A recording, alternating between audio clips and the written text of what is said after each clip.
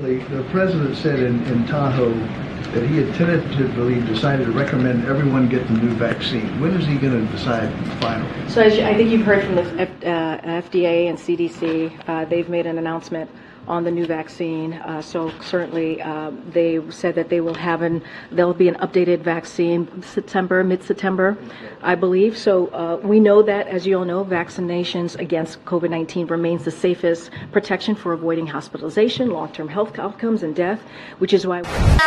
I know you want me 1, 2, 3. Welcome everyone to the Best Damn Podcast. I am your host, John Keane. As always, I would like to thank you guys for joining me. Ask that you please add, follow, check us out.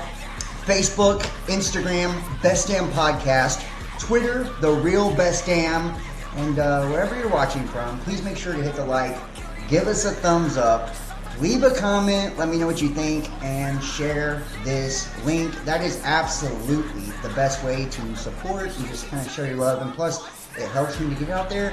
That way, new people can find me. And if you'd like to donate and support to the channel, that's also a good way to support. The powers that be, they put a target on the backs of people like myself and you. Those of us who are aware of the agenda, that's going on right beneath the noses of everyone. And it's been the weaponization of everything too, by the way. The weaponization of truth, even. By giving you half-truths, right? In order to manipulate people, manipulate the masses. And they do this in the name of, whatever, cause they're dressing up. But it's obviously got an agenda. And most of the agendas are to undermine your freedoms or to walk you to the slaughterhouse. And that's just true. I don't want to get, religious and dogmatic and all that shit on you, but the truth is that there is a very, there's a spiritual connotation to this as well. It's a spiritual war. I don't think people can deny that at this point. It's incredibly obvious.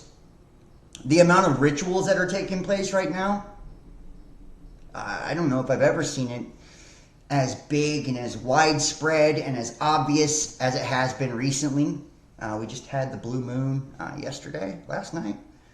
So every time, these moons come around, there's always moon manifestations, but this was a big one. This is a big one for those that practice. And, not everybody uses these astrological events, for benevolent purposes. Most of the time, the people that are into that stuff are trying to use the stars to control things for the purpose of manipulation, right? Bending people's will to conform to what they want to happen. Trying to control the outcome, the future of society and humanity. I myself, I've been getting tested a lot recently. A lot. It seems like it's a constant, and it has been ever since I've been doing this, and just simple things from the, the people that I meet. It's almost like darkness has a way of aligning us or drawing people to us that are there simply to just take advantage of us, to take advantage of our kindness. They see it as weakness, to take advantage of our hearts, to take advantage of our love. And what's really sad too is this system continuously preys on people that are already at a disadvantage within it, right? That's how they get a lot of these people, guys, including the politicians and all of that, right? They compromise people. They prey on your weaknesses. Do you have something that's a defect in your character? Because that's what they'll attack, right? Drugs, alcohol, sex, whatever it is, right? That's what they'll go for. They don't fuck around. They go for the jugular when they're attacking people, And they use people that have already been compromised, and they threaten them, usually by, using fear to motivate them, to get them to do what they want them to do, to get them to do their bidding, right? And we've seen many people set up this way, spend the rest of their natural fucking lives in prison, murdered, go up, come up missing, never seen again. And this isn't just people that speak about truth. This is holistic doctors. This is attorneys that defend the wrong fucking person, It's anybody that pushes back against the archonic and demonic system. And, sometimes I wonder, and I feel like there's a lot of truth to it when we think about the concept, is our reality a reflection of ourselves and our thoughts and our emotions and how we perceive things to be? And I say, yeah, in a way that is so, That's the law of attraction, that frequency, that vibration is a primary law. And we will surround ourselves with whatever vibe we're carrying around. But sometimes, guys, that's not exactly how it works all the way.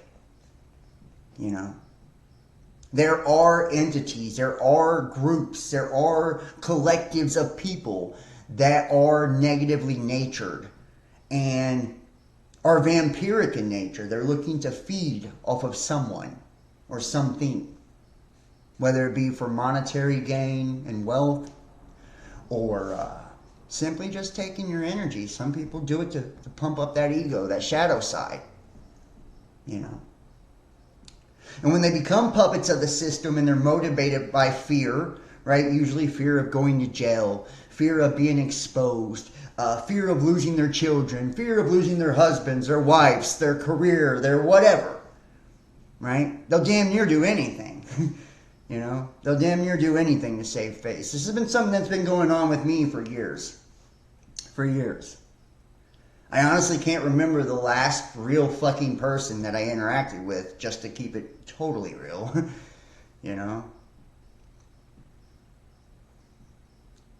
And a lot of people that are watching this would come from all walks of life. All different schools of thought when it comes to our religious beliefs and, how we perceive God, including how we perceive the world. Not all of us agree on all of that either. I'm not here to pump the doom and gloom or anything like that. Matter of fact, I'm here to do the opposite. I'm here to illuminate things and shed a light on what is actually taking place, to raise awareness, which by raising awareness, we will raise the vibration of one another and creating community. That way people like myself, who has been targeted, and like you, who I imagine a lot of you have experienced that as well, have a place to go to where they can share their thoughts, their views, their opinions, and they can gain more knowledge, and feel safe somewhere to express that and be themselves. People are afraid of what's different, Like, I'm one of the most kind-natured people in the world, but I can see it in people's eyes when I start actually talking and sharing the things that I believe with someone, because it's so alien to what they're used to. It scares them. They're afraid. They don't know what to think. They don't know what to believe. And this has even happened with people that, even watch the channel and shit, which is weird. It is. It's weird. It's like, you're actually like who you are on camera. It's like, yeah, I'm actually that person. And I guess I haven't made enough money or anything like that to turn fake yet. I don't know. Or haven't joined the right club or whatever. Maybe that's what it is. But what's real, unique, and genuine is alien and foreign to people. So people like yourselves, we are the black sheeps, guys. We are the black sheeps. And I don't want to conform. I don't want to be like everyone else. You know? If you look at our world right now, it's fucked up. It's fucked up. People are fucked up. We go to, and you can just use the spiritual institutions as an example. You know, these are the places where, this should be where the best people are at, where you get the most, or the least judgment, the most forgiving nature, like all of it. In our churches and synagogues and, you know, in our mosques, all of our spiritual institutions. And they're by far probably the most judgmental and corrupt systems we have. There's no inclusivity when you look at them. Same thing with the justice system as well. Few and far between do you see agents of our justice system that actually help defend and protect those in need of it. Those who are like whistleblowing. Whistleblowing's become fucking an act of treason. They'll kill you for it. Or they'll put you in prison till the day you die. So you might as well be dead. No protection for that. You know. No protection for the citizens that are just exercising their rights, their constitutional rights, by speaking, you know, freely and giving their opinions on certain subject matter.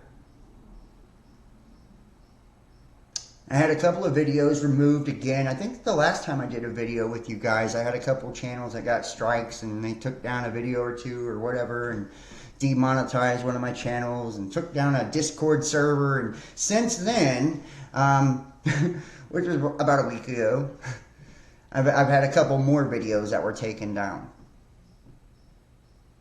Since then, you know, and those of you guys who have watched me for years, you know, it's like, it's almost by doing this, I've never been able to have a functional real life in any real way or ever even have any real type of connections with people, you know, on the outside of this, which is insane. It's crazy. It's weird. It's wild. To think that people are so easily influenced that, and they're intimidated into attacking the people like you and me. Into making us look crazy and alienating us from society. It's motivated by fear. Or the desire to belong, the desire to fit in. Or the genuine belief, a lot of them have the genuine belief that they're better than us. You know. That what makes us different makes us bad. What makes us different makes us worse.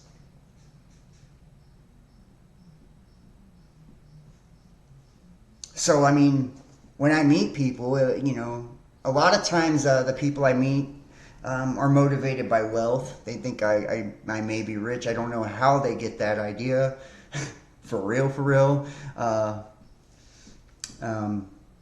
But maybe it's just because of the internet stuff. Or they've been sent to me by some, you know, 3-letter agency or God knows what. Or they're motivated because I said something about their religion or their political party or whatever, so they actually hate me.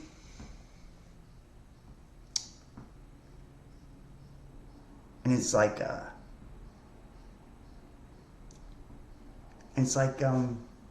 this is what keeps people in line. This is what keeps people in line, and I see it now. You know, and I have seen it for a long time, but I'm amazed that it still has continued at the pace that it's continued at. I'm amazed that these people that are supposed to protect and defend, you know, the citizens of their country don't step in to defend people like me. You know? I've experienced defamation of my character. Been made to look like the biggest sack of shit on earth in a million different ways by 100 million different fucking people. I've had my personal life destroyed 100,000 times over. every time I meet a person, as soon as they find out this is what I do, it doesn't take long. It doesn't take long before somebody gets to them, or they themselves come to their own conclusion that I'm not a good person, and I deserve, some form of retaliation, retribution for being a nonconformist. I mean, shit, they have, even through the, Patriot Act and the reauthorization of the Patriot Act, came up with ways, guys, to legally target people like yourself and me. If that isn't fucked up, I don't know what is. Ruin our life with directed energy weapons and all of this crazy shit, right?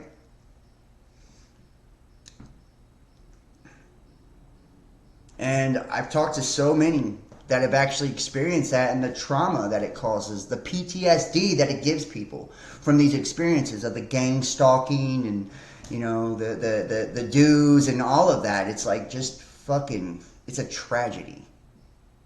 It's a tragedy. And it's damn near impossible to prove when it's happened. And even if you could, it's damn near impossible to convince anyone that it's actually real and does happen to people every day.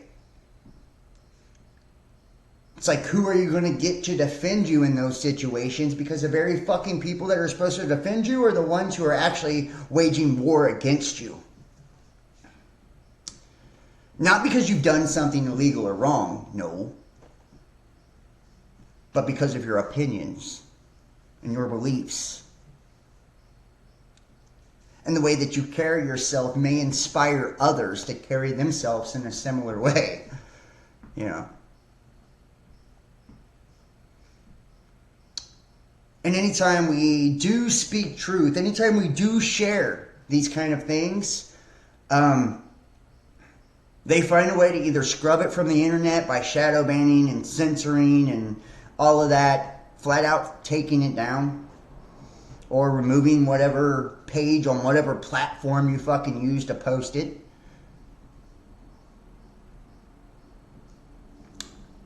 Or they'll undermine it by attacking your character.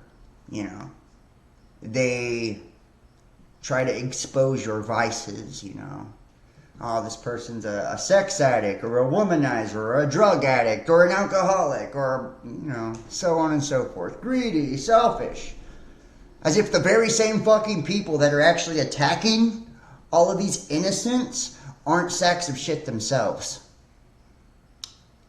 Aren't perfect themselves.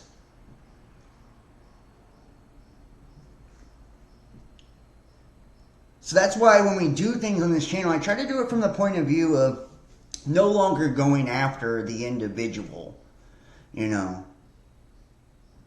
going after the ideology, the thought process. Looking at the evidence and looking at the propaganda and what's being presented to us. And why is it being presented in such a way, right? What would be the desired result or outcome of such a presentation? And what's really going on underneath the bullshit agenda that we're being fed all the fucking time? I really wish that there was a way, to have some form of litigation, seriously, and, an attorney, someone to defend, myself, my business, my livelihood, my life, my freedom, against the attacks I experienced, and everyone like me that's went through it too. But I don't know of any of those outlets at this moment. The only thing I know that I can do is this right now, what I'm doing now,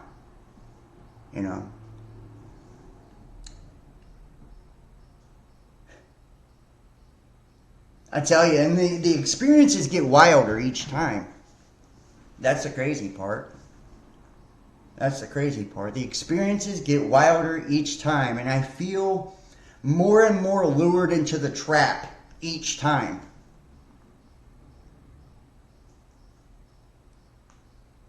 And it makes me angrier each time too. It makes me sadder each time too. You know? And it's a constant battle for, I think, all of us to just keep faith that there are still good fucking people. To keep faith that there are people who, you know, even care about people like you and me. Like I said, you know, it's like having a moral compass or any type of, you know, virtues are looked down on now in our society and in our world. It's looked at as weak. It's undesirable. It's not attractive. The more base and carnal and all of that, yeah, you're good. You know, you're good. You'll go a long way with people. Or at least that's, you know, that's the feel of things. That's what they want you to believe. That's how they want you to feel. That's why so many people have detached from it all. You know, they've been traumatized by the experience of life. Love, relationships fuck them up so goddamn bad they can't even open up and be vulnerable to anyone. You know? They walk around with fear of every person they're involved with because every person they've been involved with has probably done them dirty in some type of way. Or had some ulterior motive. Had some agenda. Some form of betrayal.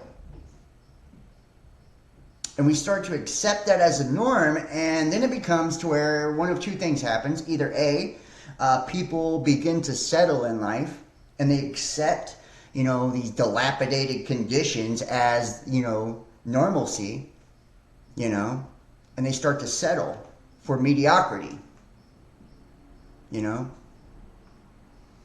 Their life becomes below par, becomes bullshit. And they accept that bullshit. They think they can't do any better. They think that's what they deserve.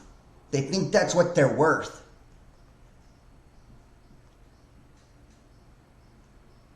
And then they think, well, if this is what I'm getting dealt, then this is what I'm going to dish, right? This is what I'm going to give to others. If this is what I get, this is what I give. And they just perpetuate and complicate the problem. Or they totally withdraw. They isolate. They close the doors to their heart, their mind, their soul. They lock it and they throw away the fucking key. You know? They never open back up again. They're not willing to. It's too much of a risk.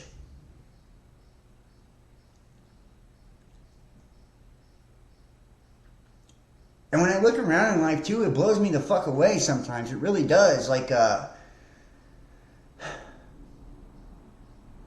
if you have a desire to, like, live and be alive and experience and be spontaneous and have fun and all of that, it's wild to see how many people's spirits have been killed by this world.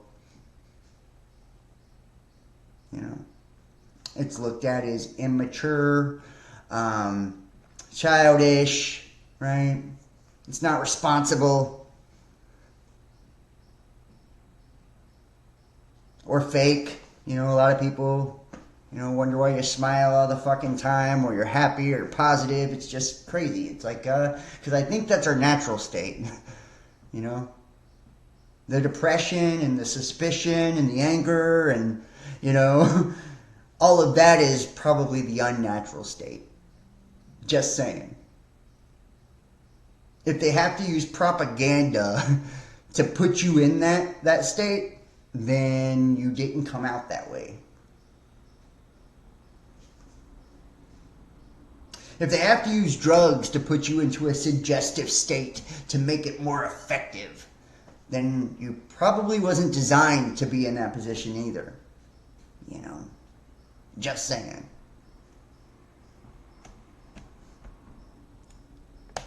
And if I get on here and I say too much about myself, then people will see it as egotistical or whatever. If I get on here and I say too much about, you know, the attacking and the, you know, the people trying to set me up and all this shit, I'm telling you, it never stops. never ever fucking stops.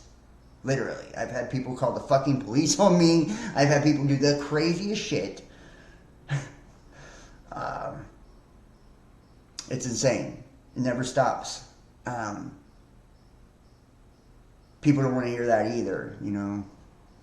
They think I'm like pandering for pity or whatever else.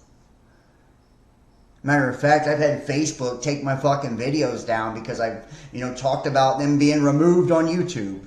They say I'm trying to influence the way that you feel about my content. I'm trying to sensationalize things by telling you the goddamn truth.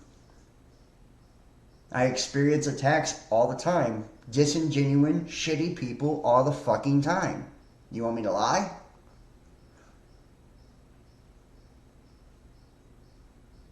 I've literally had my fucking livelihood destroyed by people. My life destroyed by people. For trying to make an honest living doing something creative and expressive. Or for trying to bring awareness to a bunch of shit that's really fucked up in our world. And doing it in a way where I just don't have a filter. I'm just not made that way. I'm sorry. I'm probably never going to be on CNN. Or the public broadcasting channel or whatever, right? Like, it's just not how I'm made. I cuss. I like, shitty rap music. I can't sugarcoat what's going on. There's no sugarcoating it. It is what it fucking is. You're being manipulated. You're being lied to. You're being brainwashed. And you have been for so goddamn long you think it's normal. Because you were raised by people that were also brainwashed. And they were raised by people that were also brainwashed. You were conquered before you were ever fucking born.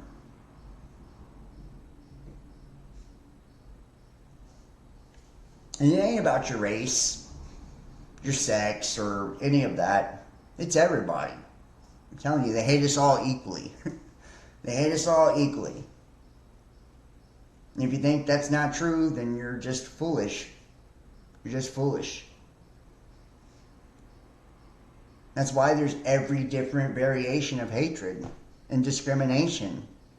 It's to make sure they cover all goddamn bases and get you all to do it to each other. They don't need to do anything to you. They'll get your brothers and your sisters to do it for them. They'll get your wife to attack you, your girlfriend to attack you, your husband to attack you. That's how crazy it is. Start telling the people around you what you think is real, how you truly feel, and watch how they react. Start posting it online and expressing your opinions and your beliefs and see how people respond.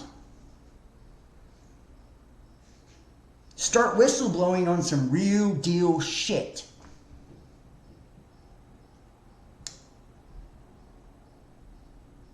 Where your actual, government is coming after its own citizens, trying to murder them and silence them and deplatform them and defame them, and see what happens to your life.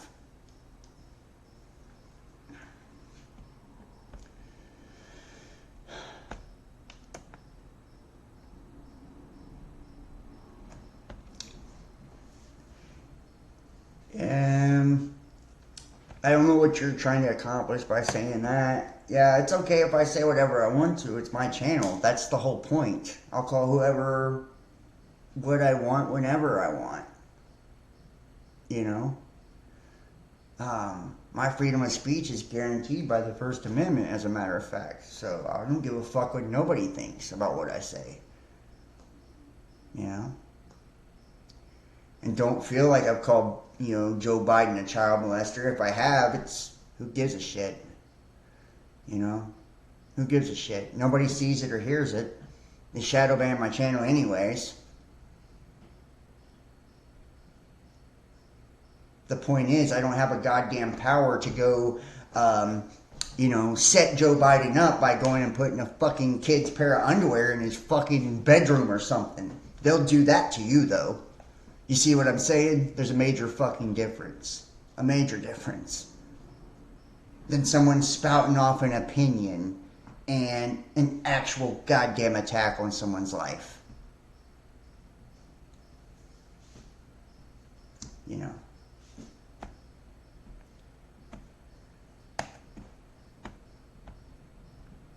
And thank you so much for posting that. We're going to go ahead and jump into this. I do appreciate all of you guys for joining me. Well, I mean, I just, I don't, kidding or not, I just, I need that to be, I need people to understand, I feel like people come in my chat and they try to undermine what I'm saying, and they do that deliberately to try to discredit what I'm saying, or to diminish what I'm saying. That way it won't be taken seriously, or it won't have the impact that it should on people, And I'm not asking nobody to fucking feel sorry for me or anything like that. That's not what I'm saying. At all. At all. I'm saying enough is enough. Enough is enough. Enough is enough. When are we going to start fucking caring? Why did the truth become something trendy a few years ago and now everybody don't give a shit?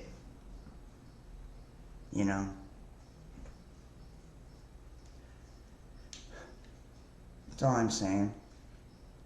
That's all I'm saying. You still got your faith in politics. You still got your faith in religion. Like, what do you put your faith in? How many people out there are putting their faith in themselves? Empowering themselves? Working on themselves?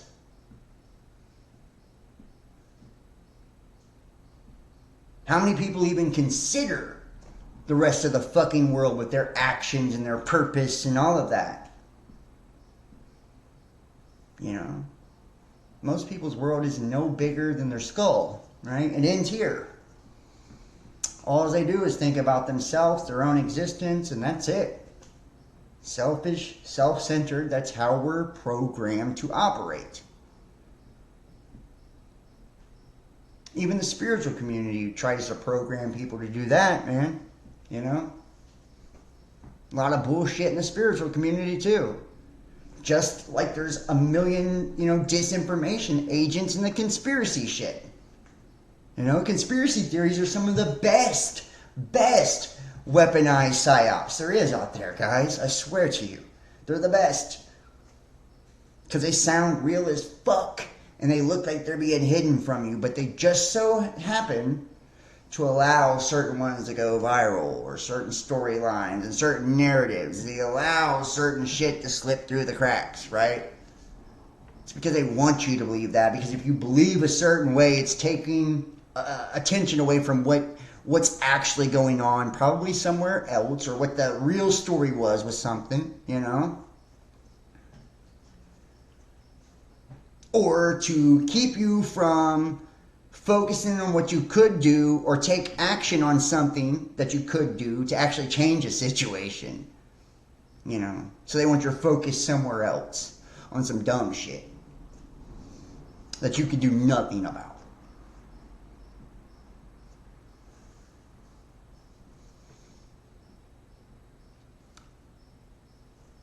And it's like, I understand, after COVID and all of that, the people are beaten down. I get that. Like, I fucking get it, man. I get it.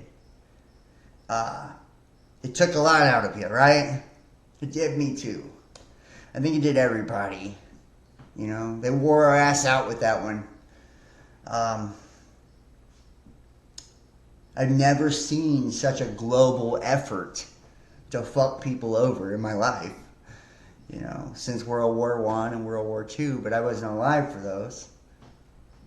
But I'm just saying, I've never seen such a global effort to fuck everybody over as we did there. And it's coming back, by the way. Didn't know if you knew that. We'll talk about it tonight. We're going to talk about Donald Trump's mugshot, which is trying to polarize you over to the Republican Party because they want you to put a goddamn Superman cape on him and believe you got somebody fighting for you. and believe he was cheated and believe he got fucked over too. Global fuckery. Yes, that's a perfect term. That's what the title of this video should have been. Global fuckery. I like that. But they want you to believe in Trump because they want to control the opposition. You know? Same thing with like Christianity and all that, you know? Here, let's act like you're all being, you know, attacked. You know? This is persecution. It's the largest religion in the world. You guys are persecuting everybody who isn't one. What the fuck you talking about? You're the most judgmental people on the face of the earth. You know? And your priest raped children. The fuck you talking about?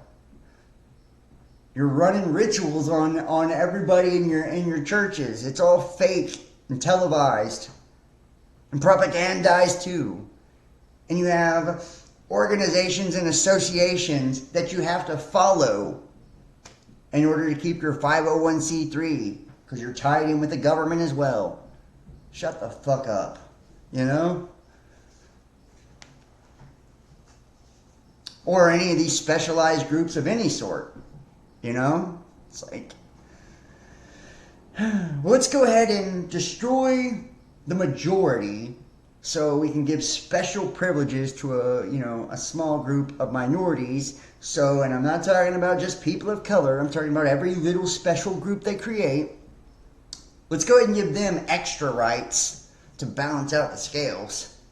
That way we can manipulate all of the people to try to want to become one of those special groups we've created. Even if that means cutting off their fucking genitalia or mutilating their own children.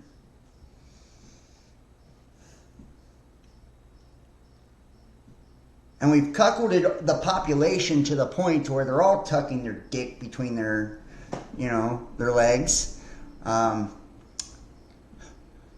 They're all afraid to say something. They're all afraid to do something. Even shit they don't agree with, even shit they feel is wrong and immoral, they'll either shut the fuck up about or they'll go along with because everybody else is doing it too. You won't look woke if you don't.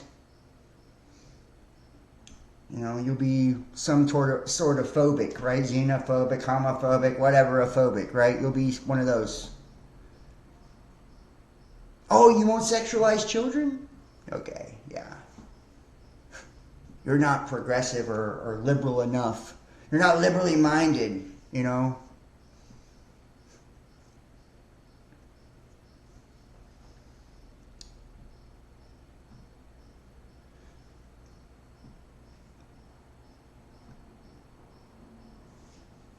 Well, you know, the whole counterculture movement too, yes, that's psychological warfare as well. That's why we got to be so, you know, and they watered down spiritual communities and all of that to the point where people don't believe in it anymore either. You know, that's why people, they don't rally around any of these communities anymore. They don't support these communities anymore. And I'm talking in any way either, you know. People won't even take the effort, you know, to hit the goddamn share button on a video that's being censored or shadow banned, or to, you know, buy a coffee for the fucking creator making the video. Like, it's crazy. Because they've been manipulated so much by all the bullshit, they think it's all bullshit now. And I don't blame them. But at the same time, it's like, where's people's discernment? You know? Where's your discernment?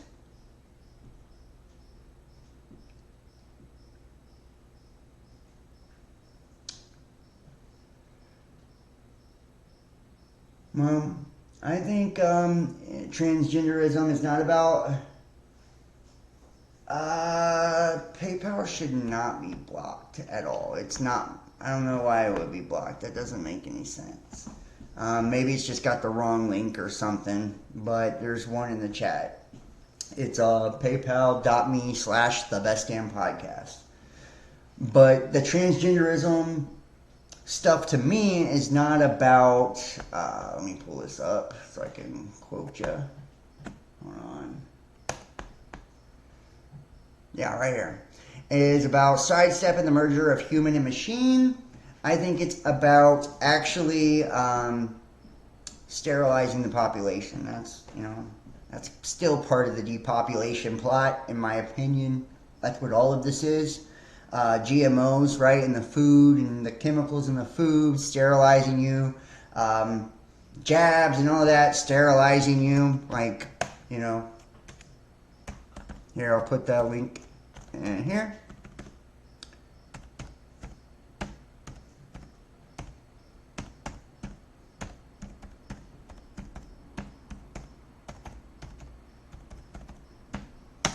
There you go.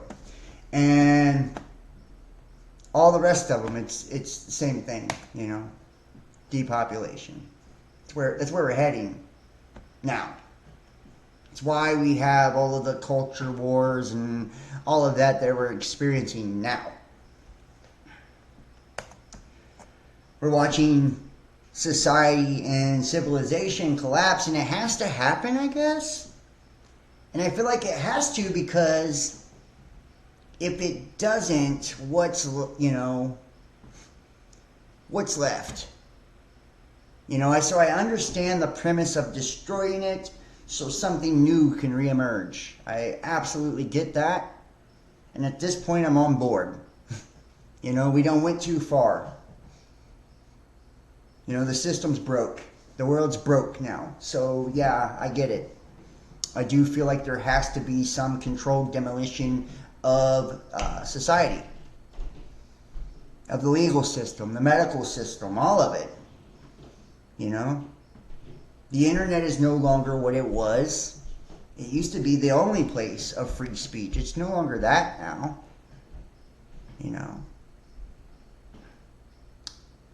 The people that are allowed to speak are the people that are handpicked to do so.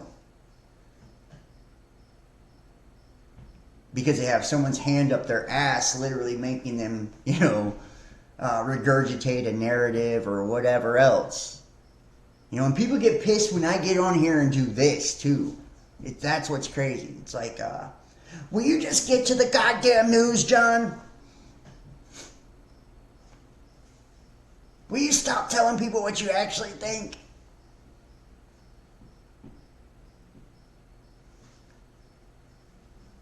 It's like, this channel is not for beginners. I mean, if you're a beginner in all of this and you want to watch it, cool. But this is like the advanced shit, man. This is the advanced shit. And I do feel like if this found you, then it was meant to. You were drawn to it. You were attracted to it for a reason. And I hope you take something away from it. But I'm beyond dogma. So if the fact that I, love tarot bothers you, eat a dick. Eat a dick. We don't do that here. It's not for you to decide what's good and evil for me. Like it isn't for me, for you. I don't care if you think astrology's real. Don't watch those videos. You don't have to. And that's the problem. Or if I talk about Donald Trump and I don't, suck his ass as I do it, then people will get pissed about that too. Don't give a shit about that either, but just saying. I'm not here to tickle your fucking ears, dude. That kind of defeats the whole purpose of me existing and doing what I'm doing.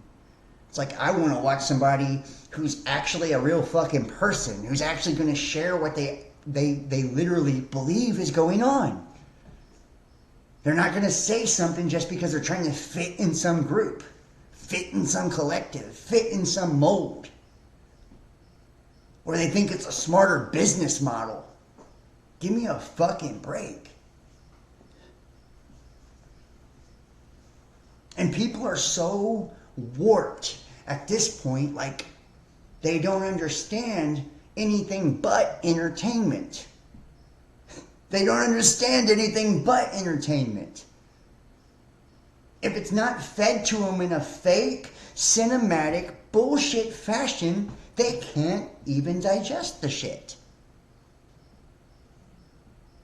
And that's if their attention span lasts longer than 90 goddamn seconds.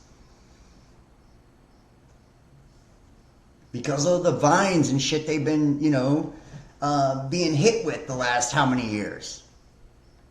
I feel like YouTube is almost irrelevant.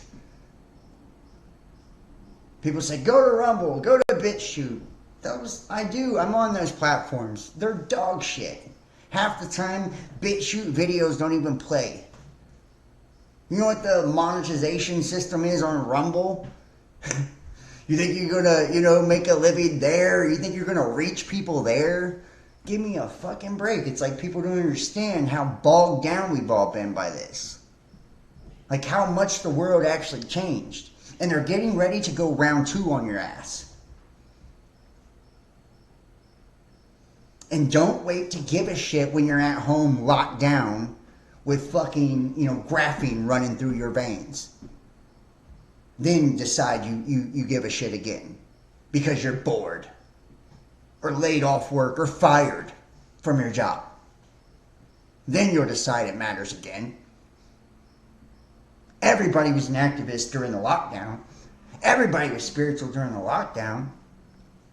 Everybody was political in 2016 when Trump was getting elected. When it's fucking fashionable, that's when people give a shit. But when it's not, and it's actually real, and it actually counts, and they're playing for keeps, and you're getting fucked, you're silent. They're rolling over. Capitulating, bitching up against the system, totally.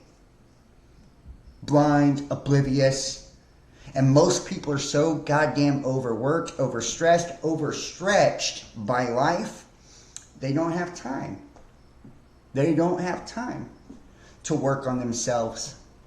They don't have time to keep up what's going on.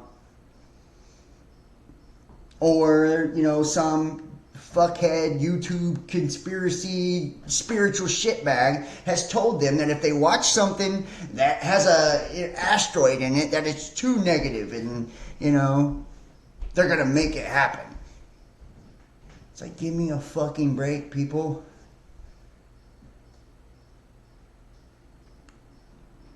Burying your head in the sand is not going to get shit done. It's understanding how it works. And you can't understand how it works if you're so fucking dogmatic you call everything witchcraft.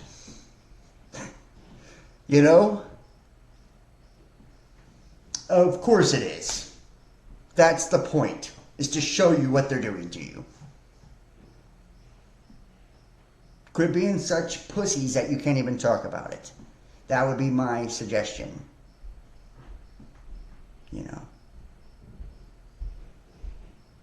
Or people are so, broke and they have however many 2 or 3 different minimum wage jobs. They can't afford to give to this stuff. They can't afford to support any movement or anything like that. They're barely able to take care of themselves. And can we fault these people? We cannot. And it's like until people realize we're all in this together, until people realize that we have no room to judge one another for shit because we're all imperfect. Every group is oppressed in some way. Until people get that through their thick fucking heads, we're in deep trouble. We're in deep trouble, and it's like you have to see at this point like the necessity of what's taking place. We're all being forced to do something about it. If you can't see that by now, if you haven't caught on by now. And they're not, God isn't trying to force you to overthrow the government either. He's trying to force you to make the change within yourself. He's trying to force you to surround yourself by like-minded people. and to put your time, money, energy, and effort into shit and people and movements and causes and things that matter and things that are beautiful and things that bring good into the world and that shed light on the darkness. Things that are true. That's what we're being called to do. That's how the change happens. And it's like, I get really hopeful sometimes when I see, the increase in awareness in different areas and avenues of life. But then also it's like it gets very discouraging too to see so much awareness and so little action. So. But people will absolutely eat this shit up. I can't tell you how many tweets I seen when Trump got his mugshot of like, he's back. We got our guy back. Trump ineligible for presidency because of his role in insurrection lawsuit says. This booking photo shows former President Donald Trump on Thursday, August the 24th, 2023, after he surrendered and was booked at the Fulton County Jail in Atlanta. Trump was indicted for scheming to subvert the will of Georgia voters in a bid to keep Joe Biden out of the White House. Now think about that. He was arrested for subverting the will of the people. How many fucking people should be in prison or have their mug shot on the television for that one? Right? That's a joke too, right? They try to influence your will on so many different things when they were threatening to take away your jobs if you didn't conform to certain policies and mandates. Or when they deplatformed all the people who didn't agree with certain narratives. Like, come on, man. South Florida lawyer filed a lawsuit against Donald Trump seeking to have the former president declared ineligible to run for another term as president. The lawsuit citing Trump's involvement in the January 6th, 2021 insurrection and wants the federal courts to enforce the 14th Amendment to the Constitution added after the Civil War to prevent people who engaged in rebellion against the United States from holding office again. Now there you go. This is setting a precedent. Those engaging in rebellion. Do you see how controlled opposition works? This is called character assassination. They put a figurehead at the top of a collective and then they assassinate the fucking character, and they might actually assassinate this motherfucker, just saying. That could be a possibility too. And they do it to take out the groups or collectives that fall under the character. The best way to control the opposition is to lead them. He was brought in to draw you all out. To make you feel comfortable by voicing your opinion. To make you feel comfortable by, trumpeting your fucking beliefs. And then what happened? All the social media platforms and content platforms found you all. Right? Banned you. Muted you. Deplatformed you. Then this was watch my private content. Or you can also see it, I think the videos are up for free on BitChute and Rumble. But the January 6th stuff was a false flag event. Flat out. How can, so this shows you how fake this is too. Right? If the actual thing they're indicting him for is for something that was literally a fake federally ran narrative to go after a political party, which then later resulted in 30,000 troops occupying our capital as a transition was made to the next party, which just so happens to be a socialist, diet communist fucking party, right? Who then brought in mandates for jabs and all of that as well, and they're not done.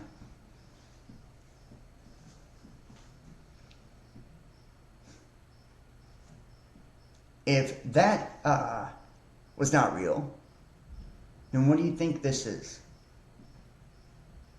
You know?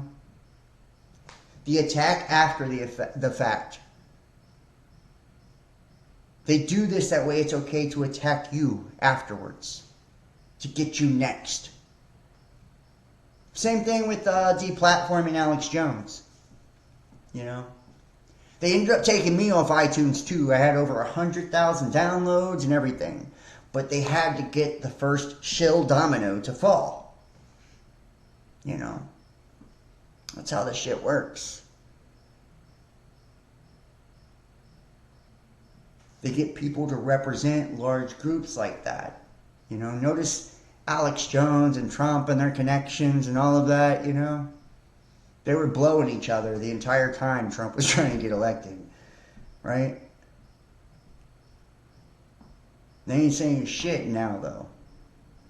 Now Sandy Hook's real and from Alex Jones and, you know, and Trump's back because he got a mugshot.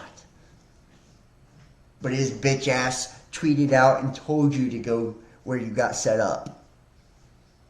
He was in charge of the country on the day you got set up. You guys remember, motherfucker, you know, here, let's take a look. I'll show you a couple of pictures here.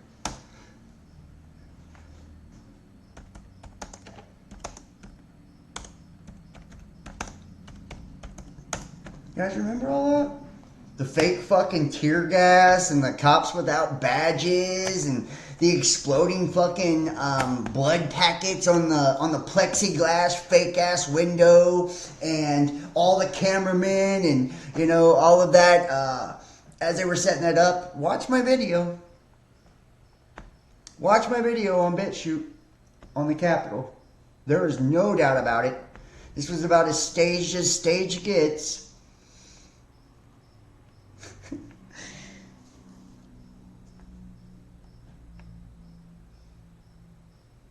Posing for the camera.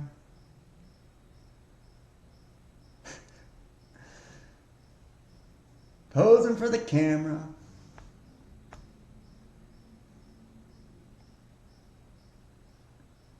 God, this is a joke. See?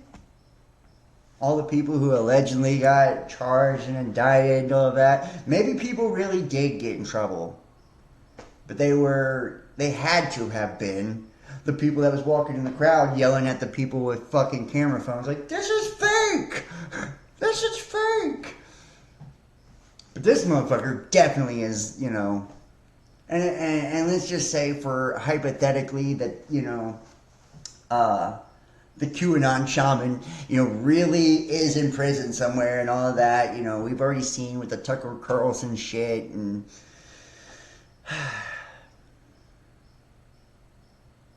we've been psyoped. We've been psyoped. We were psyoped when they smoked Kennedy. We were psyoped in Las Vegas, Parkland, Sandy Hook, you know, Boston, Dayton. We've been psyoped 1,000 goddamn times at this point. 9/11. And I hate to tell you, a lot of the wars are also psyops too.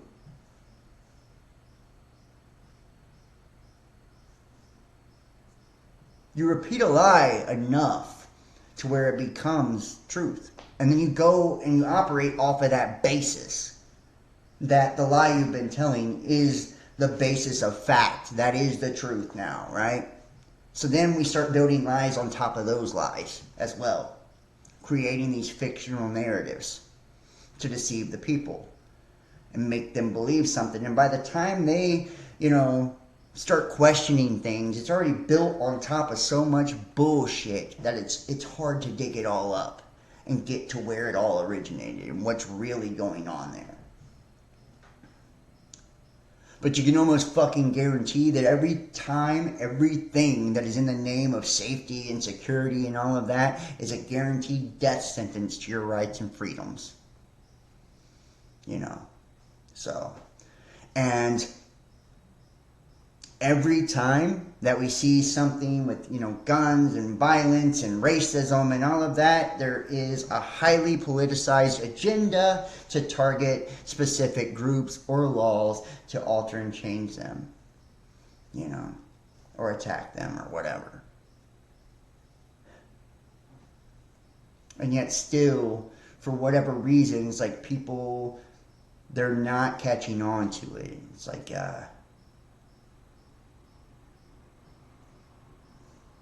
and if they are, I don't know if they care at this point. It's all theater, though.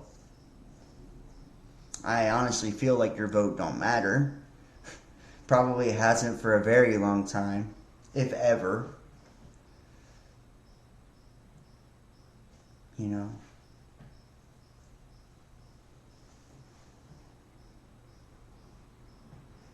But I mean, who cares, right? Who cares, right? If you're not doing anything wrong and you don't have anything to hide, what's it matter if you have privacy? I hear so many people say that. I see idiots still riding in masks in 110-degree weather in Cincinnati, years after the shit's supposed to be over.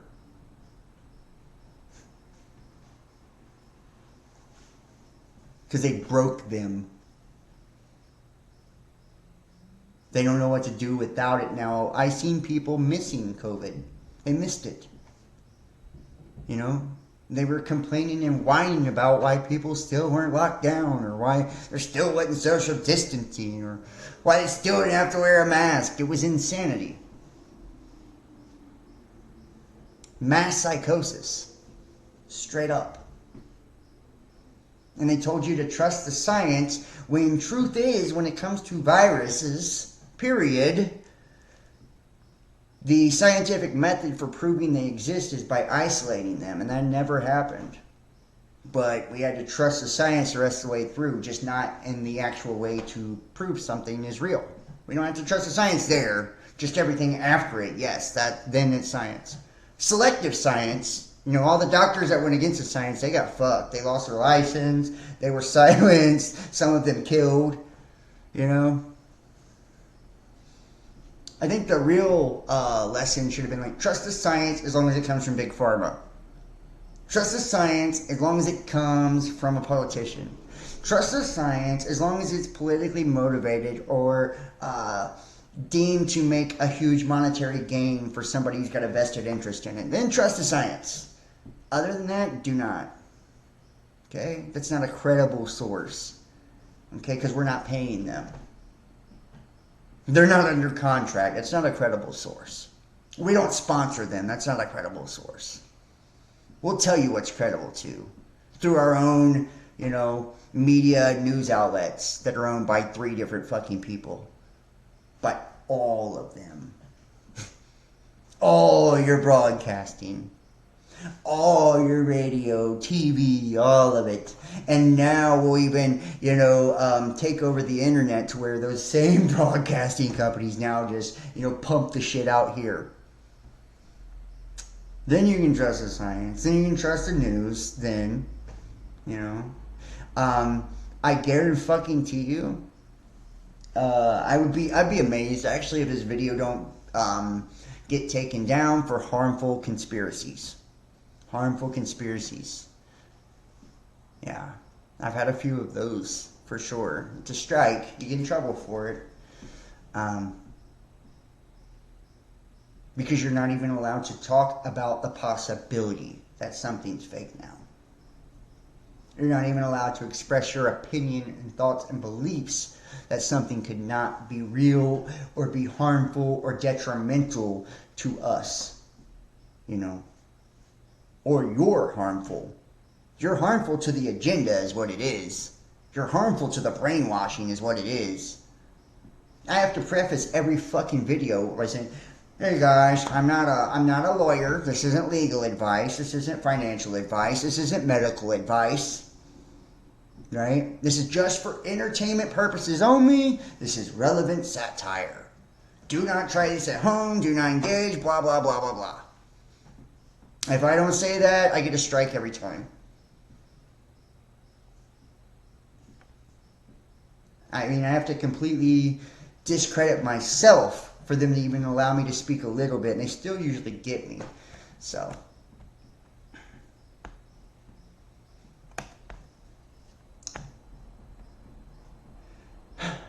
But it gets better. It gets better. Where are we going to start here? Let's start back here. Let's go back. The mugshot from Donald Trump, election interference, never surrender. Actually, there is no civil war in politics. It's all theater to try and convince you there is a civil war. Everything they do is by a design and separation tactic.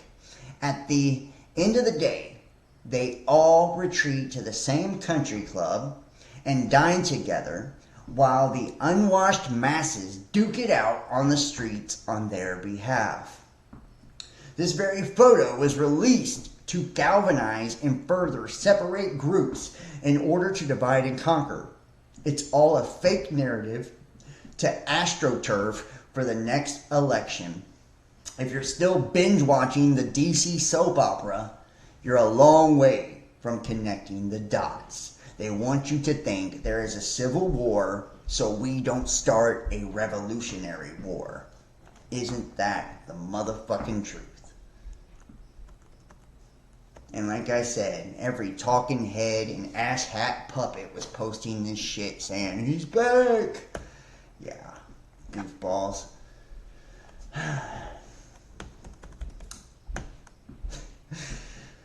And it gets weirder. It gets weirder. Bizarre reason. Aussies are becoming allergic to red meat. Doctors have revealed the bizarre reason. More and more Australians are suddenly becoming allergic to red meat. This is fucking nuts. I know, but, now they have lab-grown meat and shit. That's probably going to be the answer, which is, they replicate that through cancer cells. I didn't know if you know that. So that's why they'd rather get you to do that, or also, want you to eat vegan. That way you're all the soy products, which sterility as well, especially in males. And, that's what a lot of this is doing, is affecting, fertility rates. One of the best ways that you can get somebody, depopulated people, is just by not allowing them to reproduce anymore. Here we go. Let me make sure you guys have sound.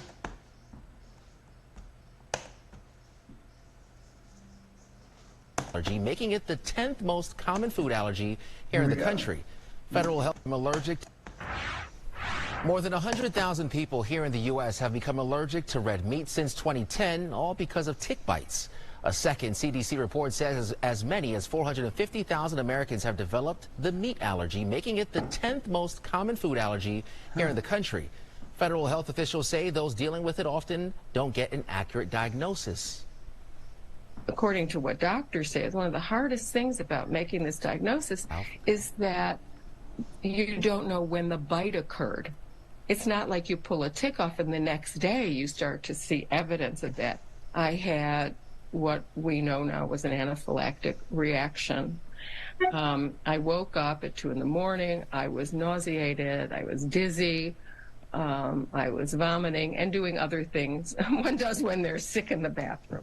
The reaction is called alpha-gal syndrome. It occurs when an infected person eats beef, pork, or meat from other mammals, or ingests milk or gelatin from mammal products. That's so fucking crazy. So the moral of the story is eat lab-grown meat and get cancer. Pretty sure. And, it's not like they haven't started to genetically modify mosquitoes and all of that. So I'm sure none of these parasitic, bugs, which they want you to eat insects as well. So I'm sure none of that has anything to do with any of it, and none of it's connected at all. Right?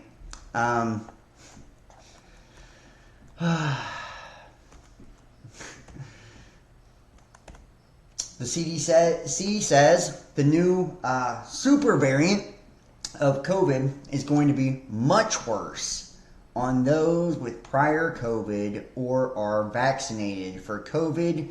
Does this make sense?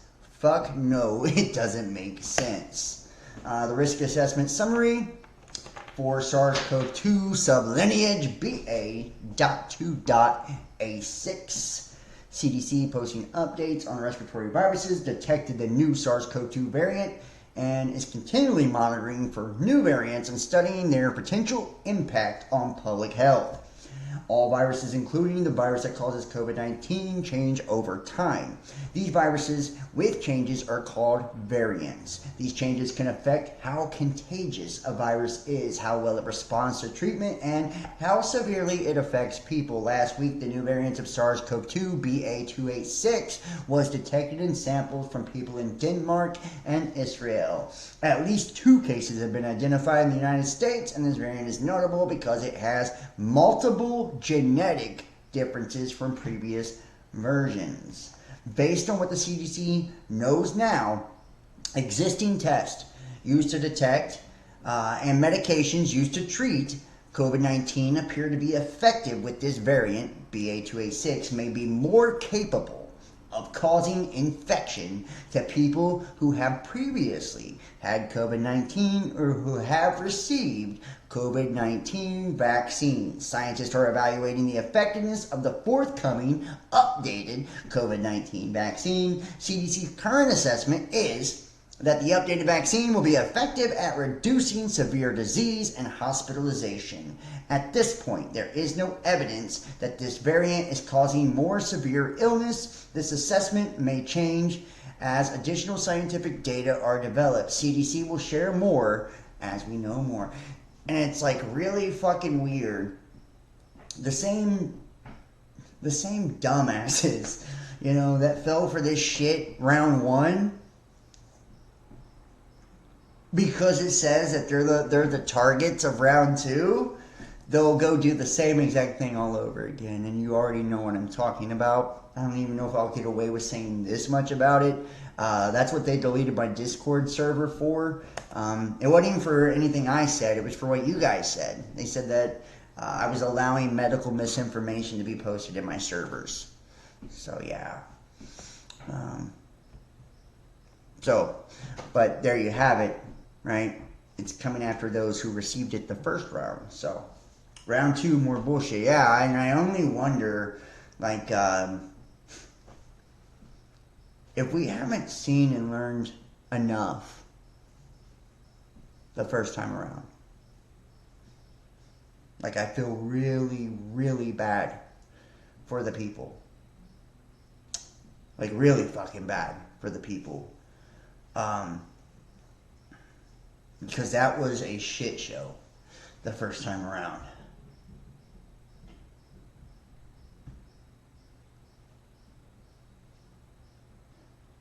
Yeah, well,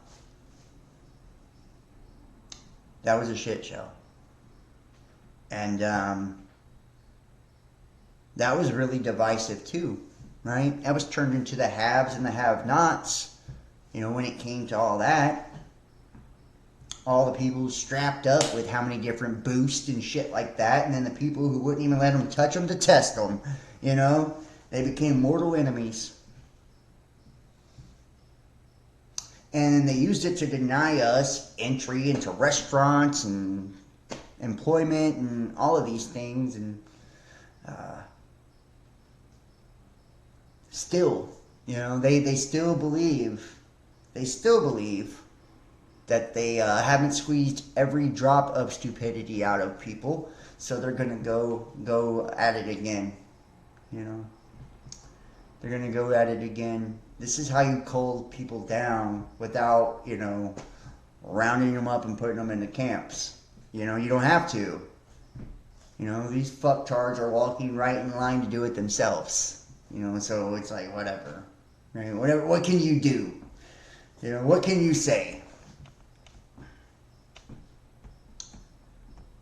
I'm disowned and disinherited for even questioning the racket. But parents still watch TV. Huh?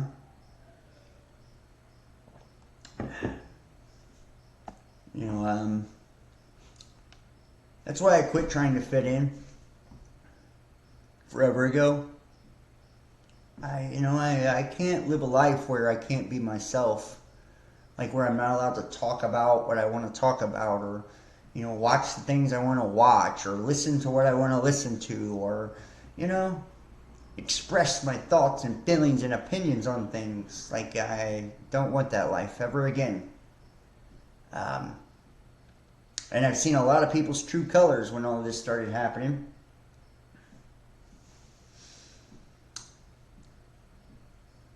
I've seen a lot of people's true colors when this started happening.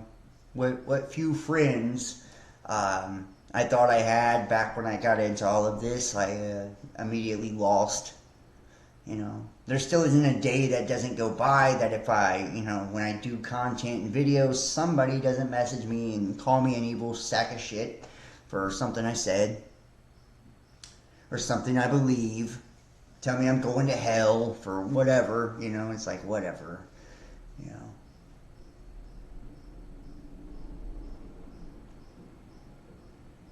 Yeah, the door is always open. The door is always open. I'm the same way, man. Like, I love everybody. I don't care if you fell for the agenda or not, Like, you're still a human being. You're still a person. You still deserve love. You still deserve all those things. It's like you can't get people now to give common decency and respect and, all that to each other for any reason. Let alone like compassion or empathy or support for people, because they made poor choices or bad decisions or are down. It's like craziness. And I hate to say it, a lot of the people that didn't do it were just as bad as the people that did, pointing the fingers at them and attacking them. It's like, yeah, they're stupid as fuck for doing it, but it's like we can't stoop down to that level, Whatever, and it's like we gotta allow people to believe what they want to believe and have, their right. Their right to choose. It's not up to us to decide. If they bought into the shit, then whatever. That's on them. We still should love them, respect them, be kind to them.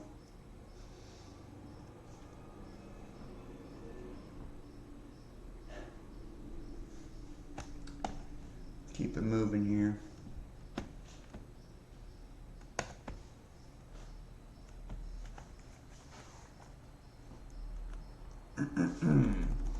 And it gets worse. Kentucky school districts canceled classes less than 2 weeks into the school year due to COVID-19 viruses and strep outbreaks. So, yeah. And I feel like parents are fucking the worst, Panicky ass parents, like, they're the worst. They feed into this shit the best. 2 school districts in eastern Kentucky canceled in-person classes this week after a rise in illnesses, including COVID-19, respiratory viruses, and strep among the students and staff, according to local officials. The Lee County School District, which enrolls just under 900 students, reported an 82% decrease in attendance last Friday, which it attributed to illnesses including flu and cold. Superintendent Earl Ray Schuler said Lee County started the school year on August 8th. By Monday of the week, the attendance rate had dropped to 81%, with 14 staff members also out sick. I'm not saying they didn't have something going around. They obviously did, but it's very obvious, this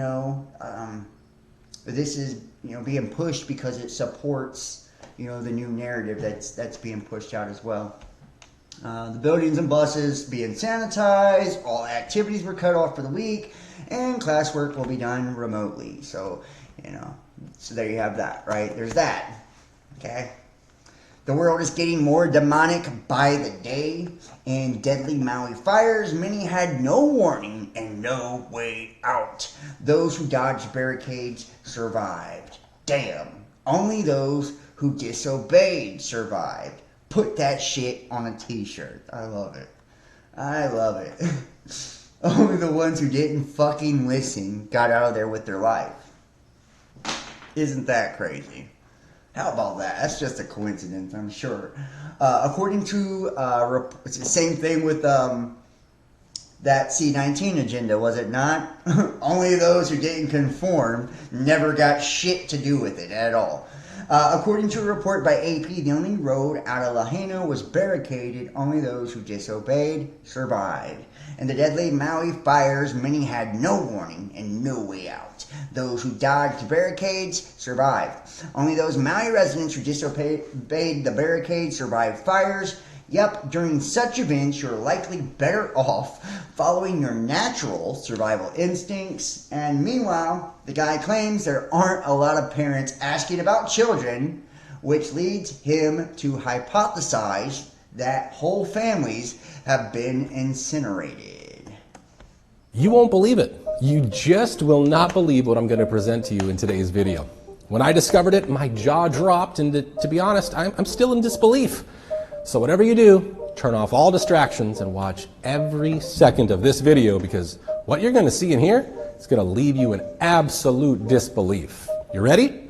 Let's go. It's not being reported right now in the news, but on a neighboring island of Lanai, they found 183 bodies washed ashore there. There's 800 as of today reported missing. There are many hundreds that are being refrigerated right now, trying to get ID. They're asking people on the island to provide their DNA so they can match DNA to others. Outside the media, they're expecting this to reach almost 2,000 people in death toll. This is right up there among the worst, if not the worst, since us becoming a nation as fires go. 85 Paradise, and that was considered the worst? That was Pastor Jack Hibbs revealing shocking information that we don't hear on mainstream media regarding the terrible situation with the Maui fire. What is being reported on mainstream media is this. The Federal Emergency Management Agency, the team that's supposed to be digging through the ashes and delivering aid, has turned the tragedy into a junket.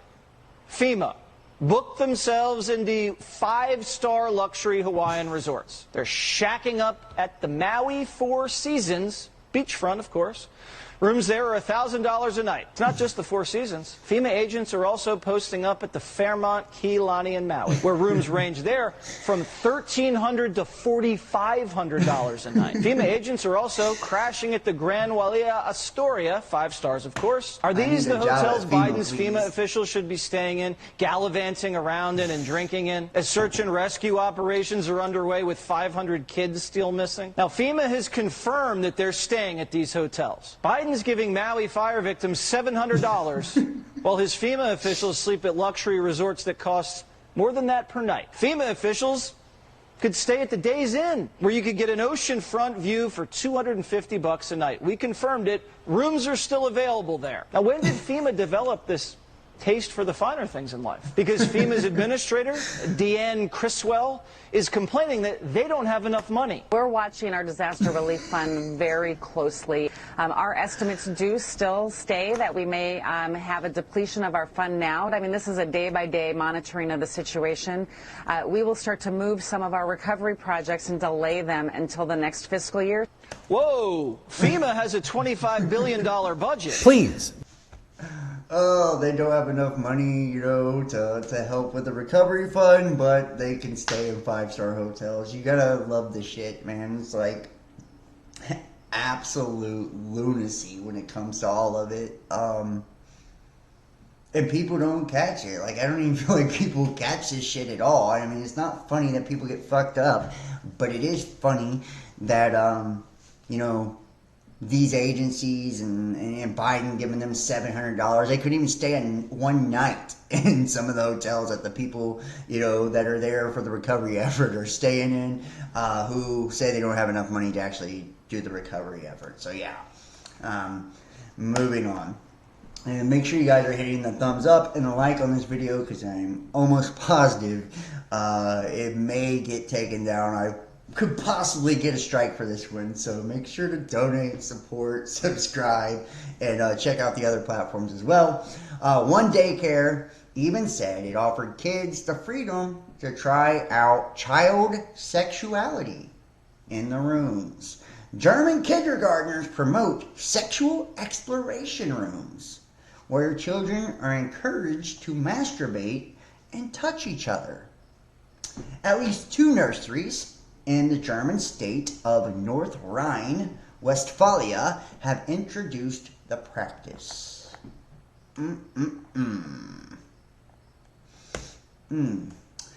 German daycare promotes sexual exploration rooms where children can engage in sex games. There we go. This is fucking wild. Seriously. I don't know. It blows me the fuck away. It really does. It blows me away that people aren't outraged by these things. That I've even witnessed this too. You know, I've been around fucking people that like try to normalize this shit. It's so crazy. It's like there's nothing normal about sexualizing children in any way, shape, or form. It's like, why are we allowing this shit to go on? You know? Holding a special meeting tonight after being hit with a 1 And California school district fined for refusing sexualized curriculum. Here we go. Oops, let me get the sound back. Rejected a state-approved social studies book and other curriculum over concerns about sexualized topics. Jennifer Wiersma is one of the school board members who voted against the curriculum, and Jennifer joins us now. Thank you so much for being here. What is the issue with the curriculum being pushed by Gavin Newsom? Good morning, Todd. Well, let me first say that I represent just one perspective of the board, but thousands of constituents that elected me to protect their children and curate curriculum. So with this fine, it is definitely an egregious overreach. It's outside his jurisdiction and his purview as governor, and the voters feel like they are being attacked. So what's the problem with the books in question? So when I started the curriculum process, I was looking for 3 things: a robust curriculum that focused on history, not social studies issues, but geography and civics. We were looking for parental involvement. We also wanted to have guardrails in place so that when it comes to some controversial historical figures of activism, that we questioned the educational suitability and made a wise decision. So we have been going through this process being very careful not to rubber stamp adopted curriculum by the state, but to say what's best for our community and then make the decision. One of the things that it's just crazy, you know, it's just crazy. And it's like they got fined for that because they didn't want to push, you know, sexualized curriculum, you know, to kids. You know, it's like this just shows you like there's no logic anymore. And you know, in any area of society, it's to the point where we're really bad off mentally, emotionally. Like there's not a spiritual stability to not just our nation but the world now. You know, we're in a very chaotic stage of this, you know, age as we transition into the Aquarian age. And what we are seeing, in my opinion, is there is an aspect of a controlled demolition to this as well, as we see like from governments and world agencies. They are influencing the process, you know, and speeding it along and trying to pick and choose how it happens and the manner in which it happens. This thinning of the herd or purge. But at the same time, this is shifting into, you know, this whole totalitarianism where it's complete and total thought control, you know, complete and total thought control. And it's like they are conditioning everyone to accept like this new normal. Remember, that was like one of the major themes when we really stepped into this era. And I call this the post-COVID era. That's like what all of this is now. And we're not done. We're just getting started, right? We're just getting started. It's like I actually even wonder if real people even see my videos anymore. That's how controlled shit has gotten. I actually wonder, like, do real people even see, you know, content like mine?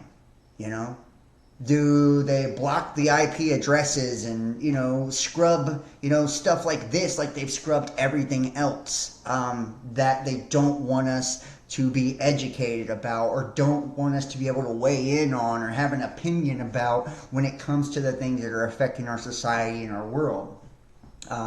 Now, these narratives too, you got to think a lot of them, if we do see them, if we are fed them, then it's always 1000% of the time politically motivated, and there's an agenda behind that too, because it's problem, reaction, solution, right? Where they're setting up the stage to bring in, some new oversight for, the control and manipulation of the masses. It's fucked up, And the end game, population control. First, they'll ban cash payments over £3,000. And then the limit will be reduced to 600. Then cash will be illegal altogether. Get ready for the central bank digital currency. The ban on cash payments over £3,000. That's fucking crazy. It's really crazy. Where they're now banning cash payments in other countries. Do you often pay large amounts in banknotes? The government intends a ban on cash payments for amounts over £3,000. This ban applies to traders, professional or commercial buyers, and vendors of goods. They're not allowed to avoid this amount by making several smaller payments in banknotes. This way, it should be harder to launder illegal, dirty money. And the truth is, it's got nothing to do with laundering money. They always want to dress it up as some type of, form of protection, right? If it's ever in the name of safety and security, you're getting screwed, flat out, right? And we've seen this in every aspect of our world, That's why we have all the false flag events and shit like that. It's like, if it's guns, then it's, that way you can't protect yourself against tyrannical government, but it's in the name of that type of violence. And then with this, they say, oh, well, we don't want to allow them to launder money, but the truth is they don't want you to even not be taxed on a single penny. And they want to have access to cut off your funds and your access to money to survive if you go against them. You understand? Right? So with digital transactions, as we move further into the agenda, and I do believe we will be eventually tied in, like we see in China, to some form of a social credit scoring system. And it's like, people like myself, I could only imagine how low my social credit score is. And that would, then determine what type of jobs and employment you could get. Then once, or whether you're allowed to participate in anything, whether you're allowed to participate in voting, whether you're allowed to participate in money, right? And this reminds you of the mark of the beast. And that's why so many people seen the whole C-19 thing as that, mark on the right hands and the foreheads, That is your spiritual antenna, your pineal gland. That is the magnetic pole of your body. And that graphene is magnetic as well. And that's, where it went, right? To destroy that spiritual magnet, the third temple, right? And then we've talked about the prophetical things about this as well. When you see the abomination of desolation, and that's what that was the abomination of desolation. And now you see the masses completely, I believe, completely under control, all that have been influenced by that. And now, if you're not a part of, one of the groups that are doing this, or you're not tied in a particular way, or you're not one of the victims of these narratives, then they're slowly but surely icing you out of the whole entire system altogether, to not allow you to participate, to be able to cut you off. And that's what they've done to a lot of people.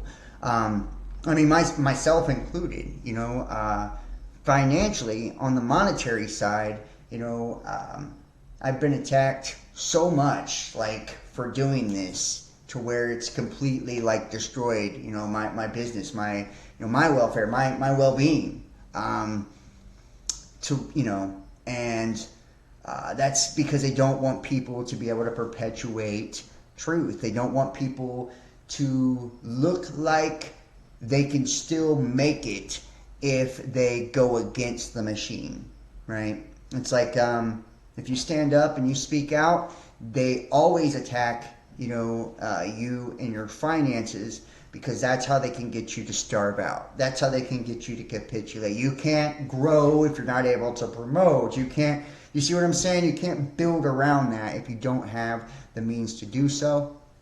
Shit, you can't live, you can't survive.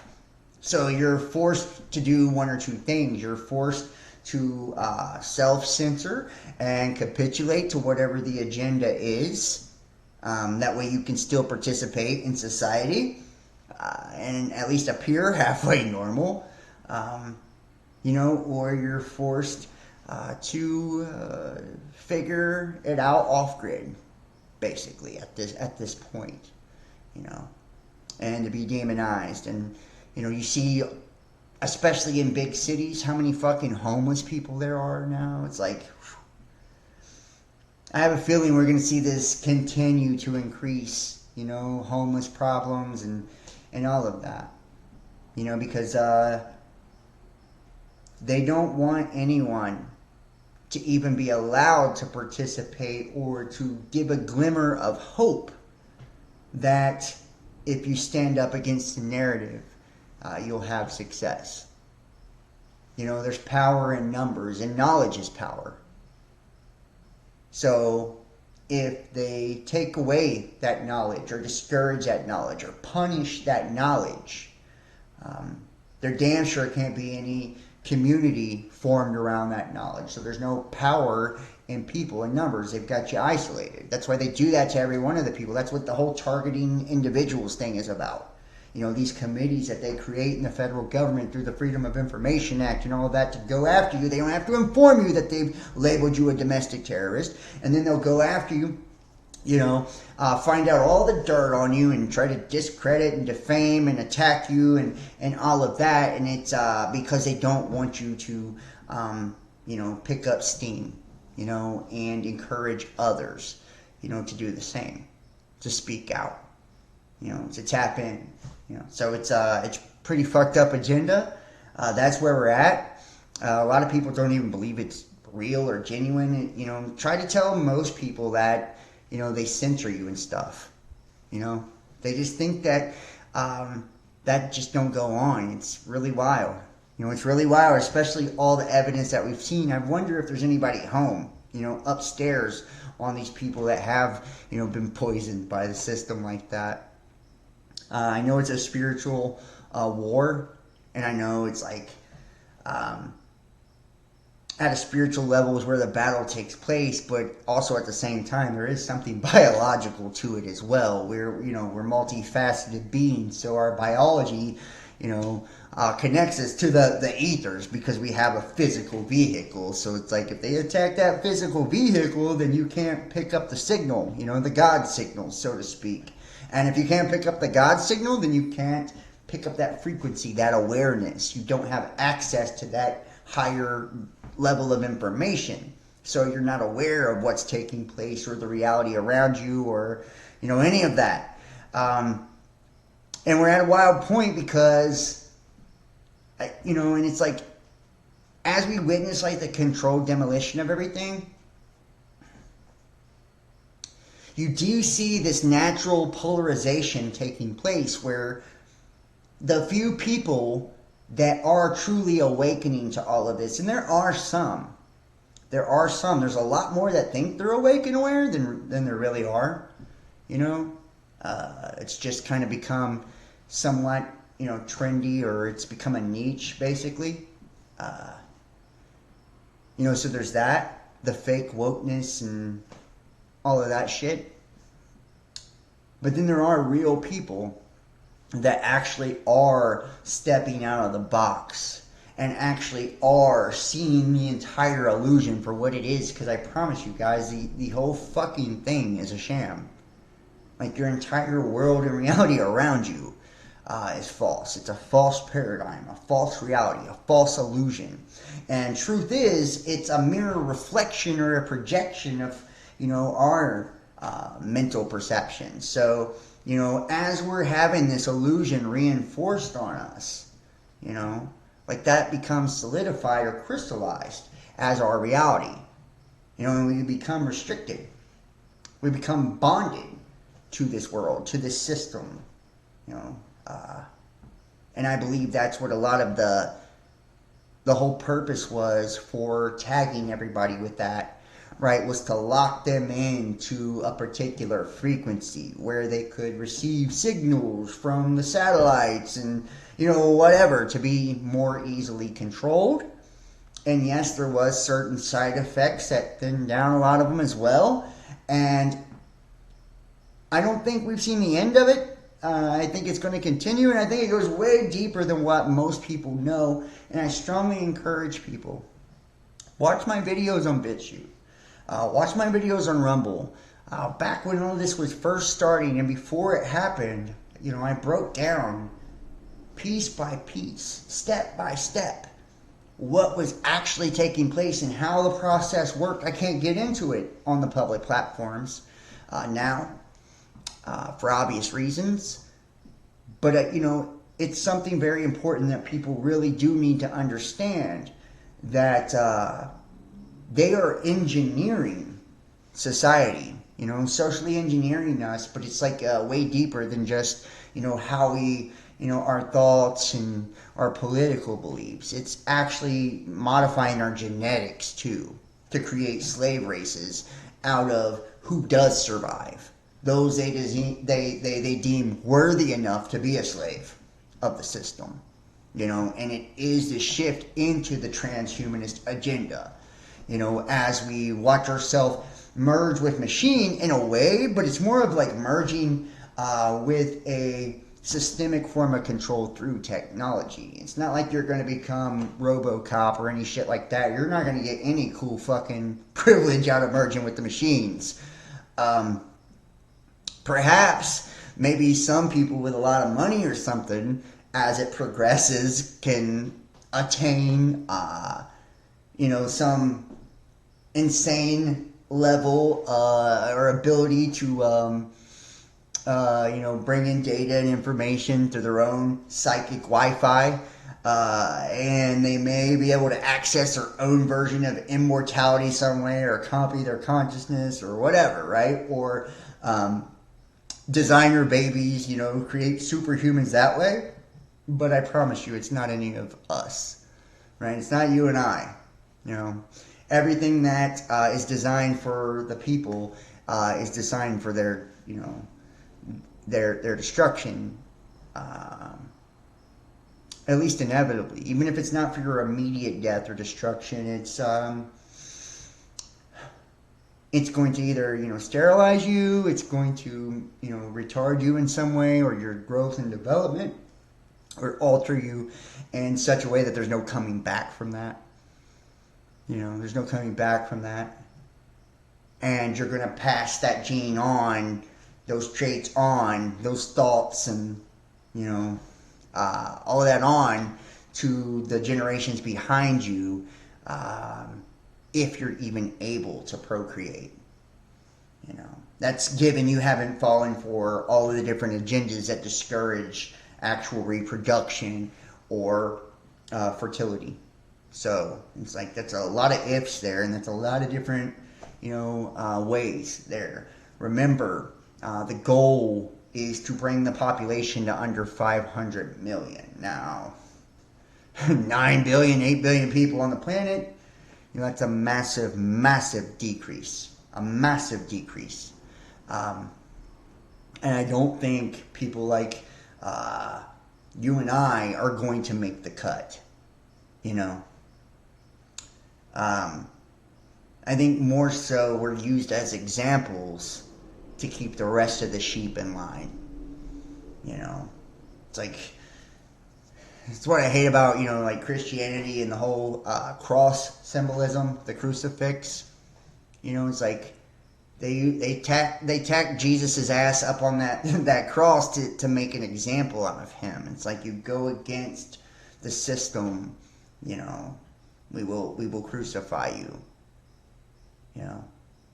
And I even believe that in the Kabbalion, right, the Hermetic principles, they talk about this as well, right? It's written by the 3 initiates, and they go into those that try to cast their pearls before swine, you know, and enlighten the masses and share the mysteries with the profane and all of that, that the same people you're trying to help will be yelling, crucify him, crucify him. You know, it's because they don't understand or get it. You know, they're defending the very machine that has enslaved and imprisoned them, you know, in their spirit and their mind. It's sad to see. And it's like when you see the movie The Matrix, Morpheus, right? He's talking to Neo and he says, like, they'll die to defend, you know, the very machine that's got them prisoners, taking them captive. It's the worst form of Stockholm Syndrome you can imagine, because it's like these people have learned to love their captors. You know, they believe they're being protected by the very people who are abusing them. You know, they believe they get their freedom from the very people who are enslaving them.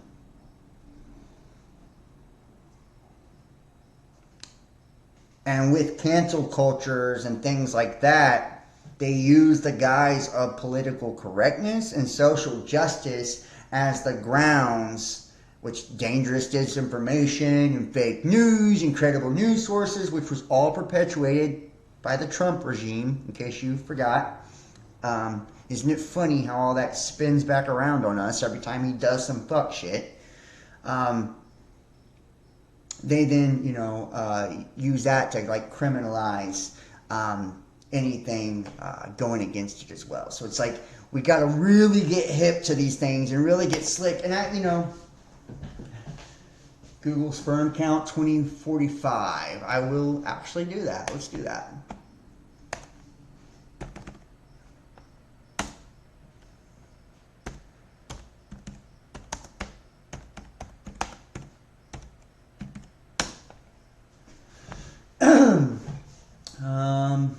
Fertility nutritionist Raquel Monroy warns that sperm levels among men have more than halved in the last 50 years, and following current projections, sperm count is set to reach 0 in 2045. That is fucking scary, according to a leading scholar of reproduction health, Shanna Swan. You have got me fucked up, bro.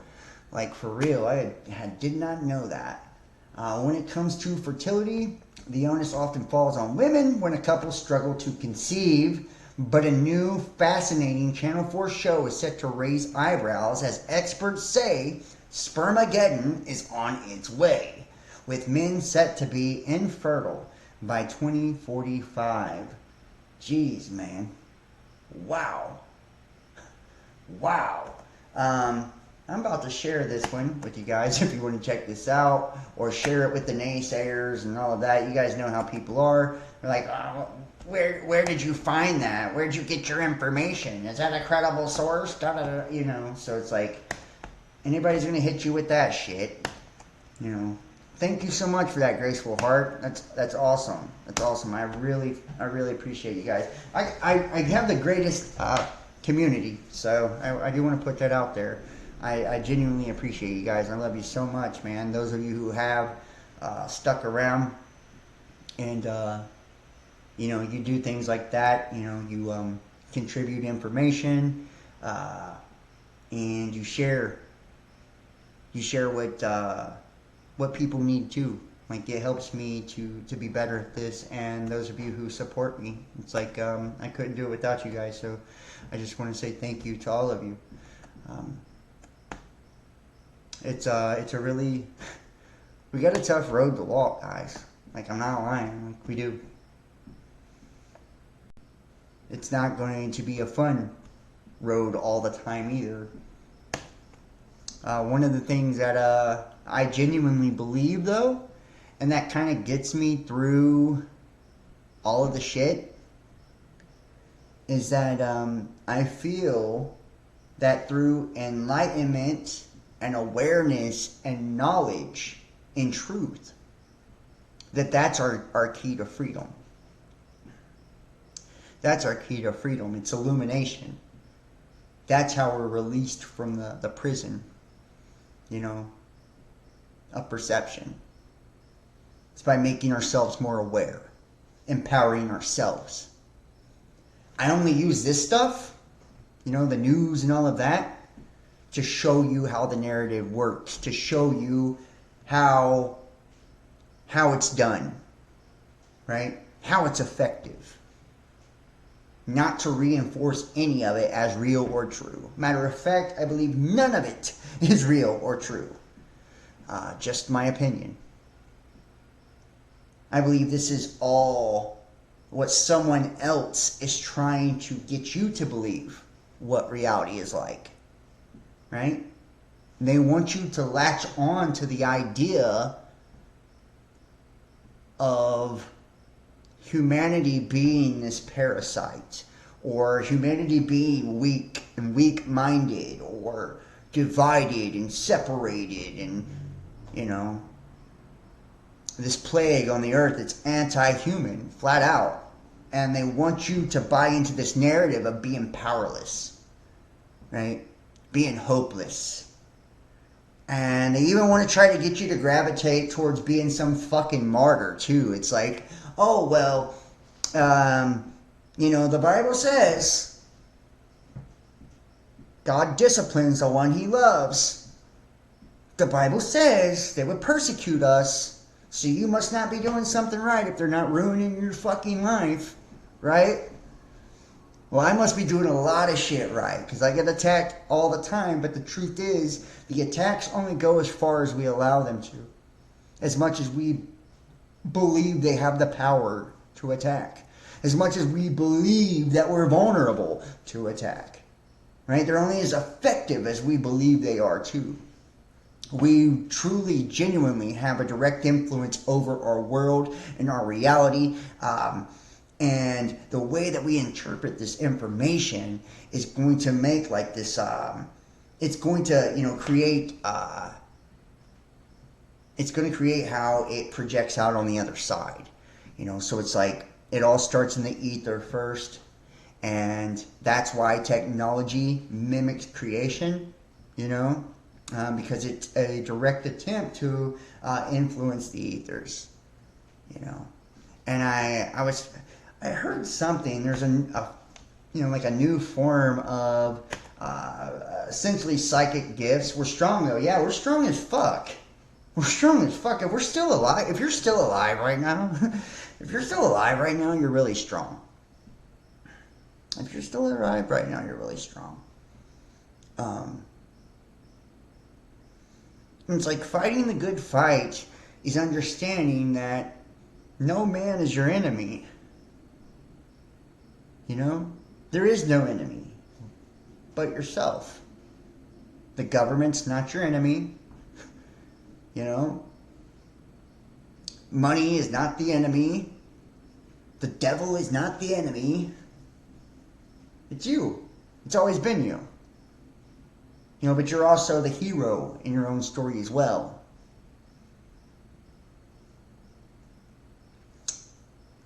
And when we are awakened or reach enlightenment or Christed, that anointing, makes us that savior in our own world, in our own life.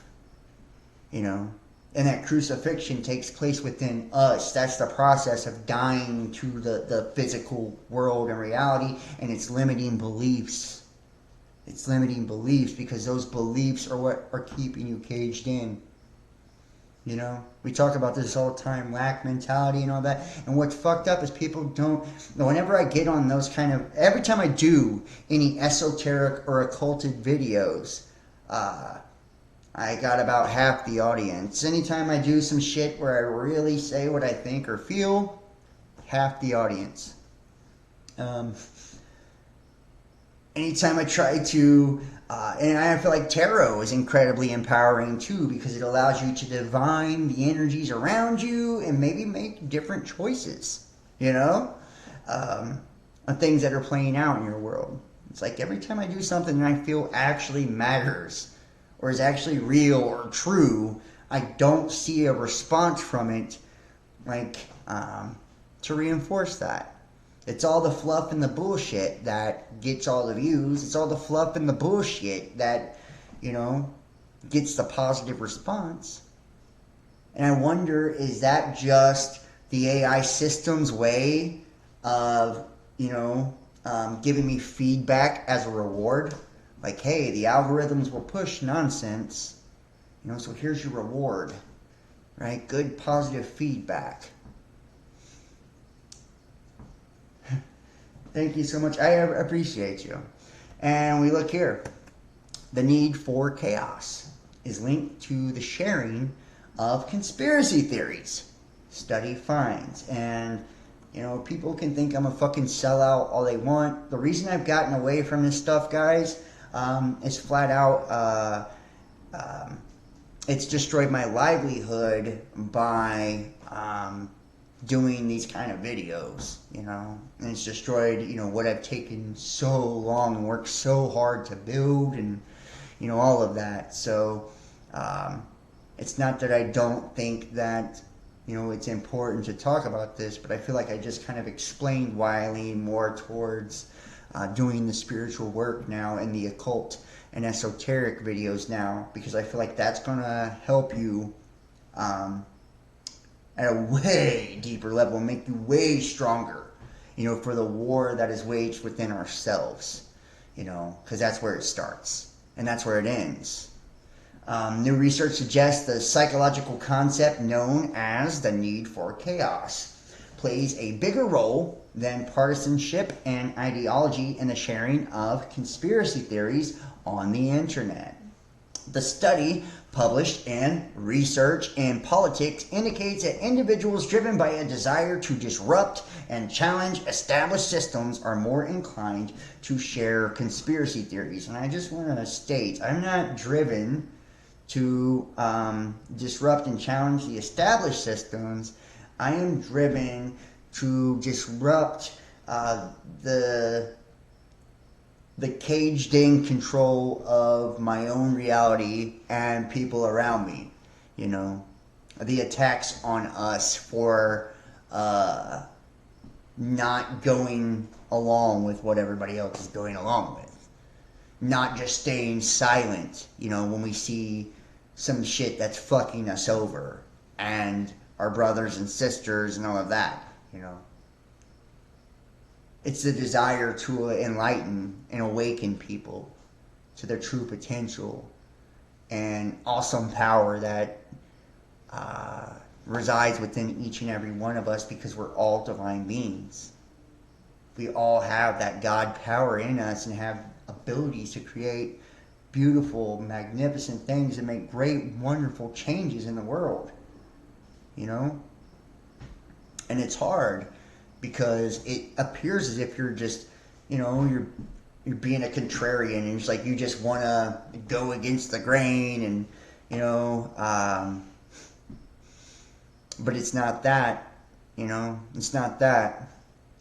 I do believe that there is a necessity for government and all that stuff in its own right, but I also believe that when we watch it try to devour the very people it's supposed to serve, and enslave the very people it's supposed to serve, then, we need to fine-tune that shit a little bit.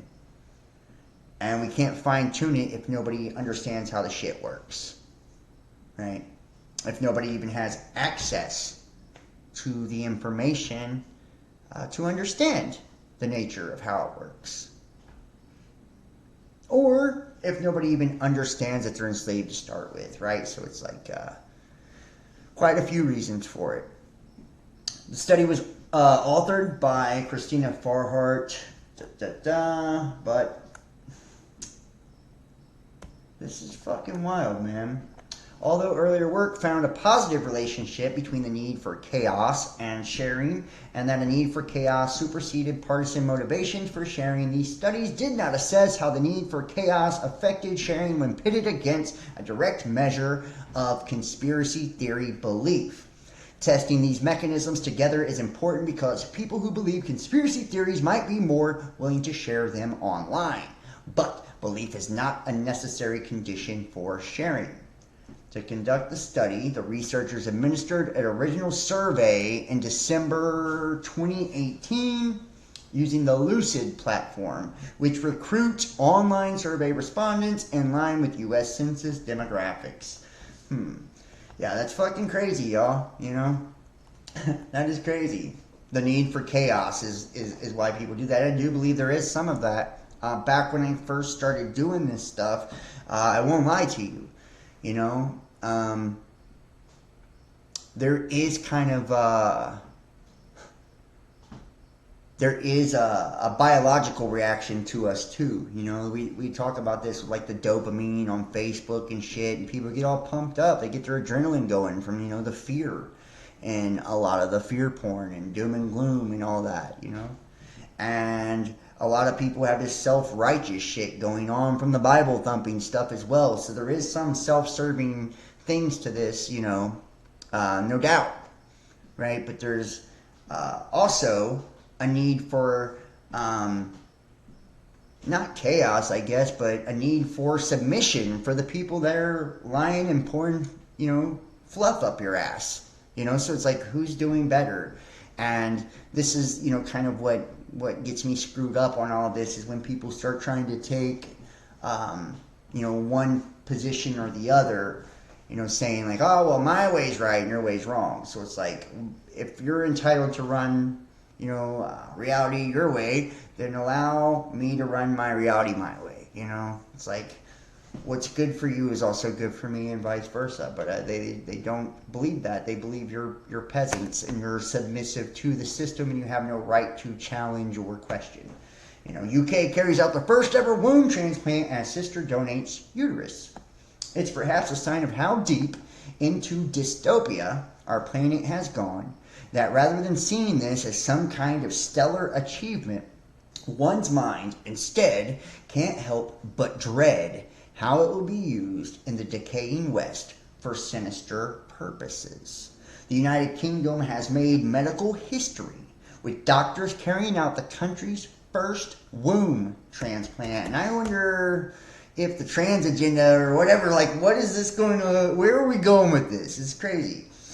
Surgeons at the Churchill Hospital in Oxford successfully transplanted a sister's womb to her 34-year-old sibling in an operation that lasted 9 hours, 20 minutes on Sunday, according to local media. The operation to remove the donor's womb lasted more than 8 hours. Quote, it was incredible. I think it was probably the most stressful week in my surgical career, but also unbelievably positive. Wow. That is fucking wild. The donor and recipient are over the moon. Just over the moon. In order to conceive, she stored her embryos with the goal of undergoing in vitro fertilization treatments later this year, but her sister, 40, was willing to donate her uterus, having given birth to two of her own 2 children, facilitating a womb transplant procedure. That is crazy as fuck. I mean, it is kind of cool, though, that a person was able to give life because, you know, her sister gave up her womb. So, I mean, it's not the worst thing in the world, but we will probably see this be perverted for some, you know, some weirdo screwy shit at a later date. But, you know, at this point, it is what it is, right? You know, it's pretty crazy. Really crazy. And it's like, we really are scientifically going to some crazy places, man. You know, the super blue moon, which is yesterday, the biggest and brightest of the year. This week, a quirky mixture of science, hyperbole, and folklore will cause millions of people to go outside and stare at the sky. The blue moon will be the biggest and brightest moon of the year and will rise on the night of Wednesday, August the 30th. And, you know, When these moons take place, guys, and this is according to modern folklore, the moon is blue. It's the second full moon in the calendar month. And it'll be 15%. More gorgeous than the average moon. We already seen this, but this will affect us 3 days before, 3 days after the actual full moon, and this is a time for ritual, right? For people trying to manifest beginnings and endings and, transmuting particular energies within their life. So this can be used for positive or negative. I believe that anytime we see this happen, they always associate this with witches and shit like that, like only bad people or something somehow use the moon. I do moon manifestations. I have. But yeah, we do see these also used to pump up narratives and shit as well. So, I mean, there's that. Or to occult and hide things that we probably would want to be exposed as well. I wonder who is the mysterious buyer and where is the radioactive gas going to end up. Last Friday, the Solothurn bankruptcy office in Switzerland sold 20 tons of radioactive gas from a company in Olten, Switzerland at an auction. The unknown buyer paid $17 million or $19.3 million US dollars for 20 tons of uranium hexafluoride, a radioactive gas used in the process of uranium enrichment. That is strange. That is strange. Somebody buying all of that gas for uranium enrichment, it only makes you wonder, is this like got something to do with nuclear weapons, and is this going to be somehow used as part of an agenda to demonize some fucking country for developing weapons, which would be an excuse to create sanctions and start a war and, do what they do every fucking time, right? So, you can have your opinions on that as well. Romania, gas station hit by huge explosions, and a lot of people have a lot of different beliefs on this. There's so many more things that are coming in this agenda. We're just now getting to what I believe is going to become everything, and we know that there's this electrification agenda taking place, and automation agenda taking place, and all of this, right? We're just now at the cusp of that. So there's going to continuously be attacks on things like gas and, vehicles of that nature. And I do believe that something just came out too where they're talking about putting kill switches on all vehicles manufactured after 2036 or some shit like that. That way they can remotely shut off vehicles by the manufacturer or the police, as well. So, this is part of the Brave New World, right? Us stepping into this new age. Remember, the Aquarian Age is also about technological advances. It's technology.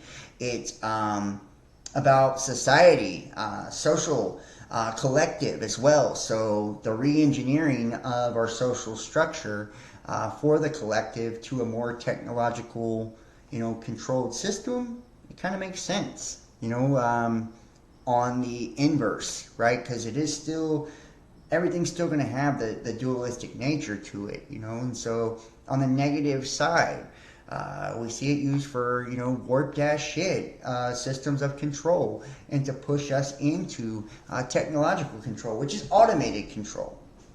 I believe there'll come a time where, AI is deciding, who goes to jail and who doesn't, and who can buy and who can sell, and all of that. We're just now, walking across the threshold for all of those things. So, it's pretty wild, guys. Pretty wild. Let me guess, it's going to be named Elysium and has a great wall with automated guns and cannons, and nobody with a net worth of less than $10 million will be allowed to enter. A mystery company backed by Silicon Valley billionaires has purchased tens of thousands of acres of land for more than $800 million to build a new city near San Francisco. Silicon Valley elite revealed as buyers of $800 million of land to build a utopian city. How about that? That is fucking wild. And this San Francisco, I believe, is right next to like Bohemian Grove and shit. So interesting, right? 55,000 acres in Northern Cali. The land has been revealed. The group Flannery Associates, backed by the cohort of Silicon Valley investors, quietly purchased $800 million worth of agricultural and empty land, the New York Times has reported. Its goal is to build a utopian new town that will offer its thousands of residents reliable public transportation and urban living, all of which would operate using clean energy.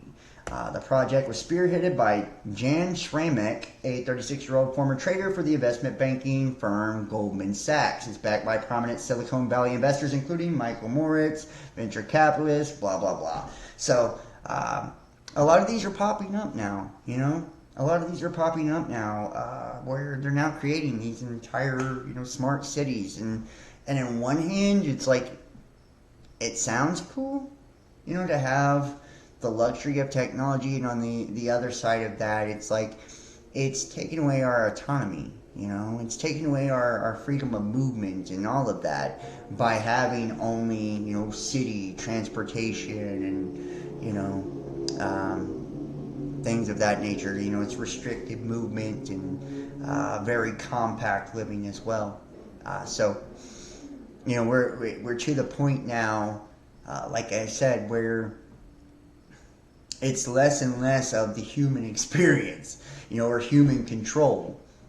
And it just shows you, it's like, because they don't trust us to make right decisions. They don't trust us with our freedom of movement. They don't want to allow us to have that freedom, right? Because with that freedom, you know, we could decide on whether or not we choose to do something and go along with, you know, anything, right? So it's like they can go ahead and stifle any form of resistance by restricting your movement, restricting your availability to energy, the way that you're living, your access to all the necessities in life, especially money, you know, employment, everything, your education. It's like they got you by the balls, you know, they got you by the balls.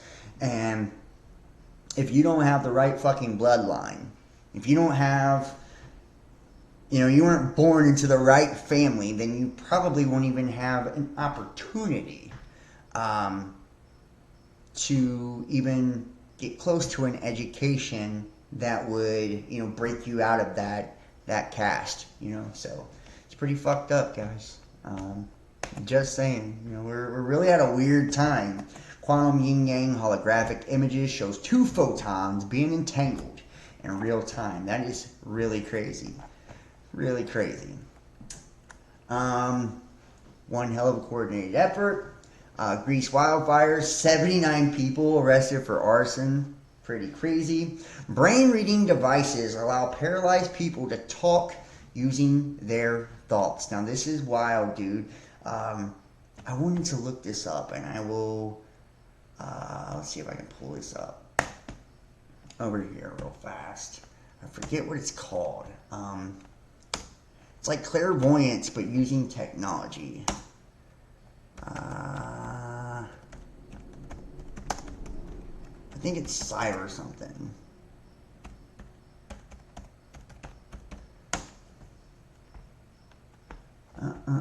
Psychic technology manipulation, clairvoyant remote viewing. We'll get into this in just a second. We'll go back to this first. Where's the article at here?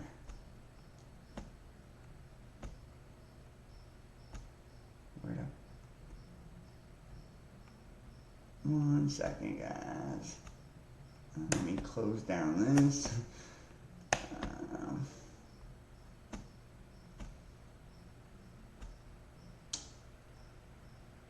Right here. Let's take a look. Avatar and synthesis block.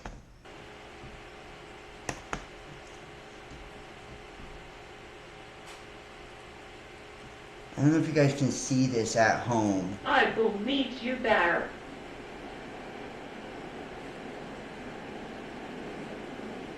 Do not be afraid to ask me questions.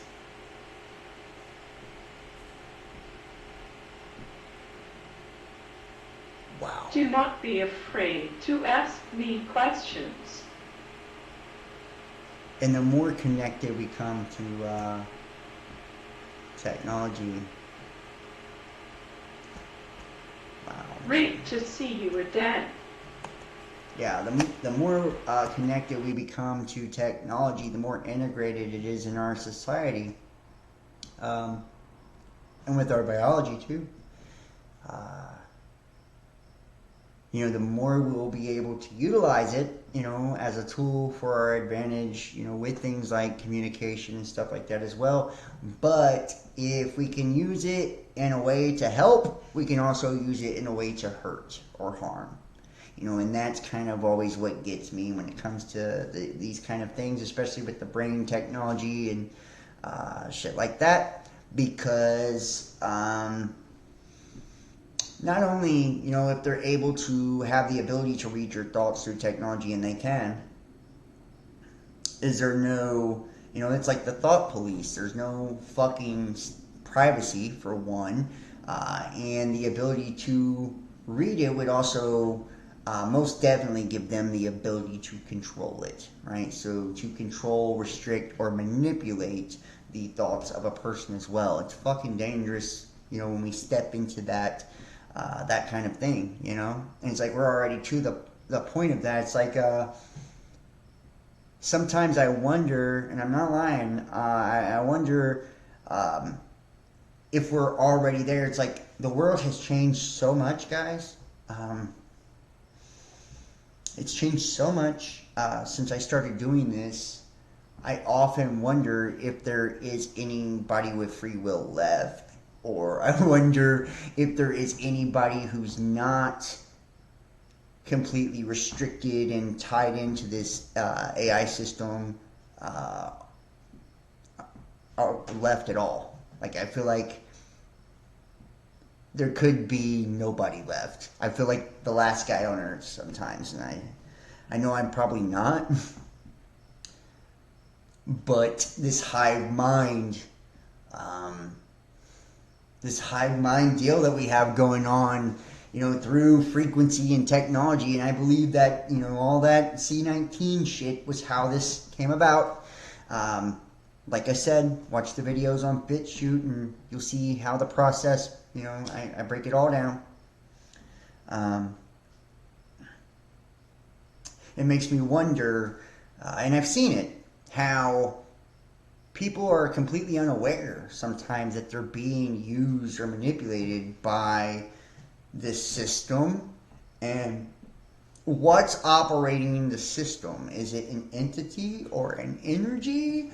Or is it literally like a group of people that are flipping the fucking switches? Is like, it makes me wonder a lot of times, because it feels like we are losing free will. Like the absence of free will is almost here on planet Earth. And it's really crazy. It's really crazy to see this living cage being built around each and every one of our consciousness, our minds, our bodies, our emotions. It makes you wonder if there's any true freedom of expression or freedom of thought or any of that left. Like, is anybody even capable anymore? And if they are capable, what's holding them back, from, why are they not, jumping into things to kind of like push the other side of the scales, towards human expansion? Because I feel like it's not to say that we can't expand with technology. I love technology, and it's a tool. So I believe, like any tool, it's neutral. You can decide to make it good or evil depending on your purpose and intent and all that. It can save lives or take lives. It can protect or it can attack, depending on the will of the person operating in behind it, or the entity or whatever. So I feel like we need technology too, because it does make our life better and cooler and all of that. But it's like we also should be developing the human body in a natural way, also, and that should be an area that we're pushing to expand our horizons in also, and grow in also. You know, and you don't see a lot of that. You know, you don't see a lot of, you know, the exploration or tapping into our own unique abilities as human beings, our extrasensory, or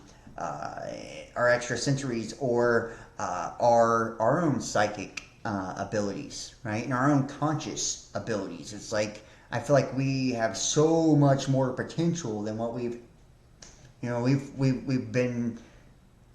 ever even imagined or been told that we have. And we have so much more abilities, you know, and we wouldn't even need technology, you know, if we were pioneering that the way that we have been. You know, technology is what I'm saying. The only time we see it used is usually harnessed as a weapon against the natural, you know, consciousness. It's pretty crazy, you know. Pretty crazy.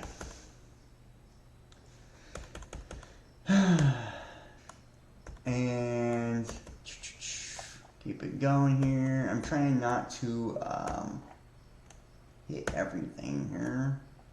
Here, let's move on to the next one.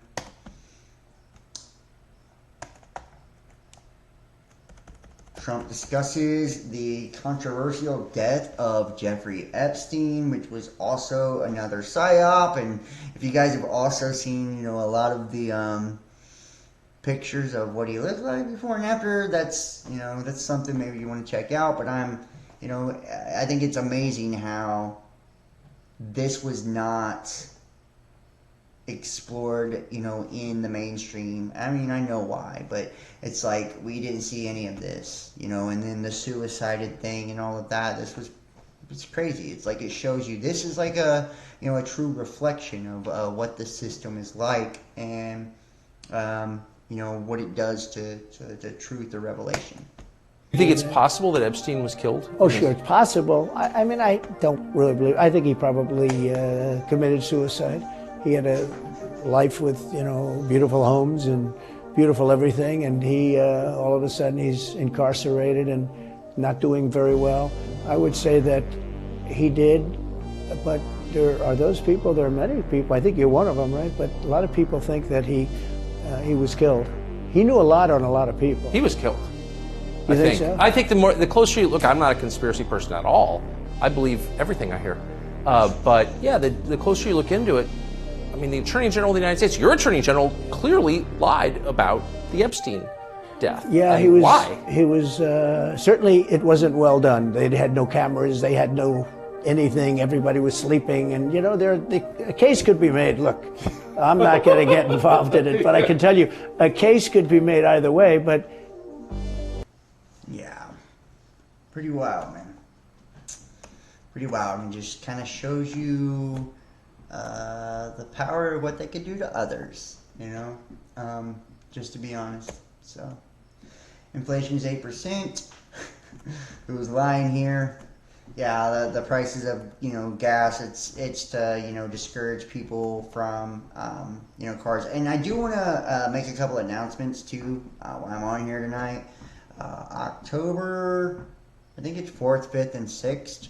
Micah Dank is having an event in Daytona, Florida, and he invited me to join him. So it's, you know, I need to raise money though, funds to acquire a hotel and you know, fly there and all of that, which will, you know, definitely, because, you know, the support just isn't, you know, what I need it to be at the moment through this. So you know, if anybody wants to sponsor that or donate to the channel, you know, and you would like to see me at Micah Dank's event, and all that, there's going to be, you know, quite a few others, and it's going to be really cool, something really fun. I'd love to do it, but, you know, I'll need, you know, donations from the community to help me be able to do that. So if you guys want to donate and support for that, I'd greatly appreciate it. And then I rescheduled my appearance on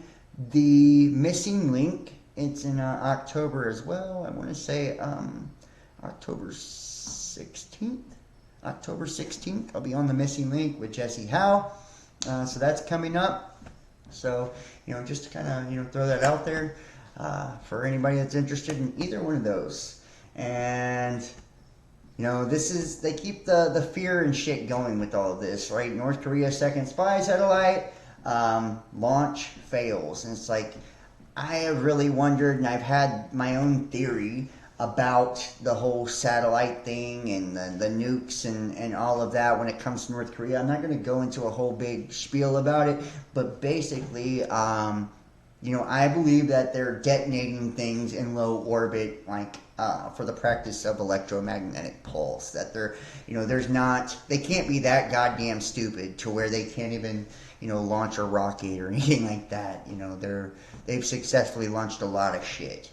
So, some people believe that these satellites were actually shot down, by NATO and all that. I don't know. I'm not going to speculate either way. But as we move technologically wise into like 6th generation silent warfare and all of that, you see more and more of like directed energy, EMP and all of those things. So I wouldn't be surprised at all if they were, maybe something to that effect. Who knows? Who knows? And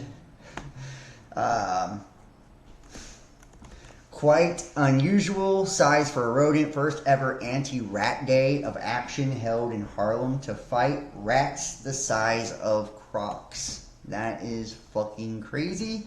And when it was COVID, there was a non-stop footage publicized of pop-up morgues and bodies bagged on gurneys or laid out for effect.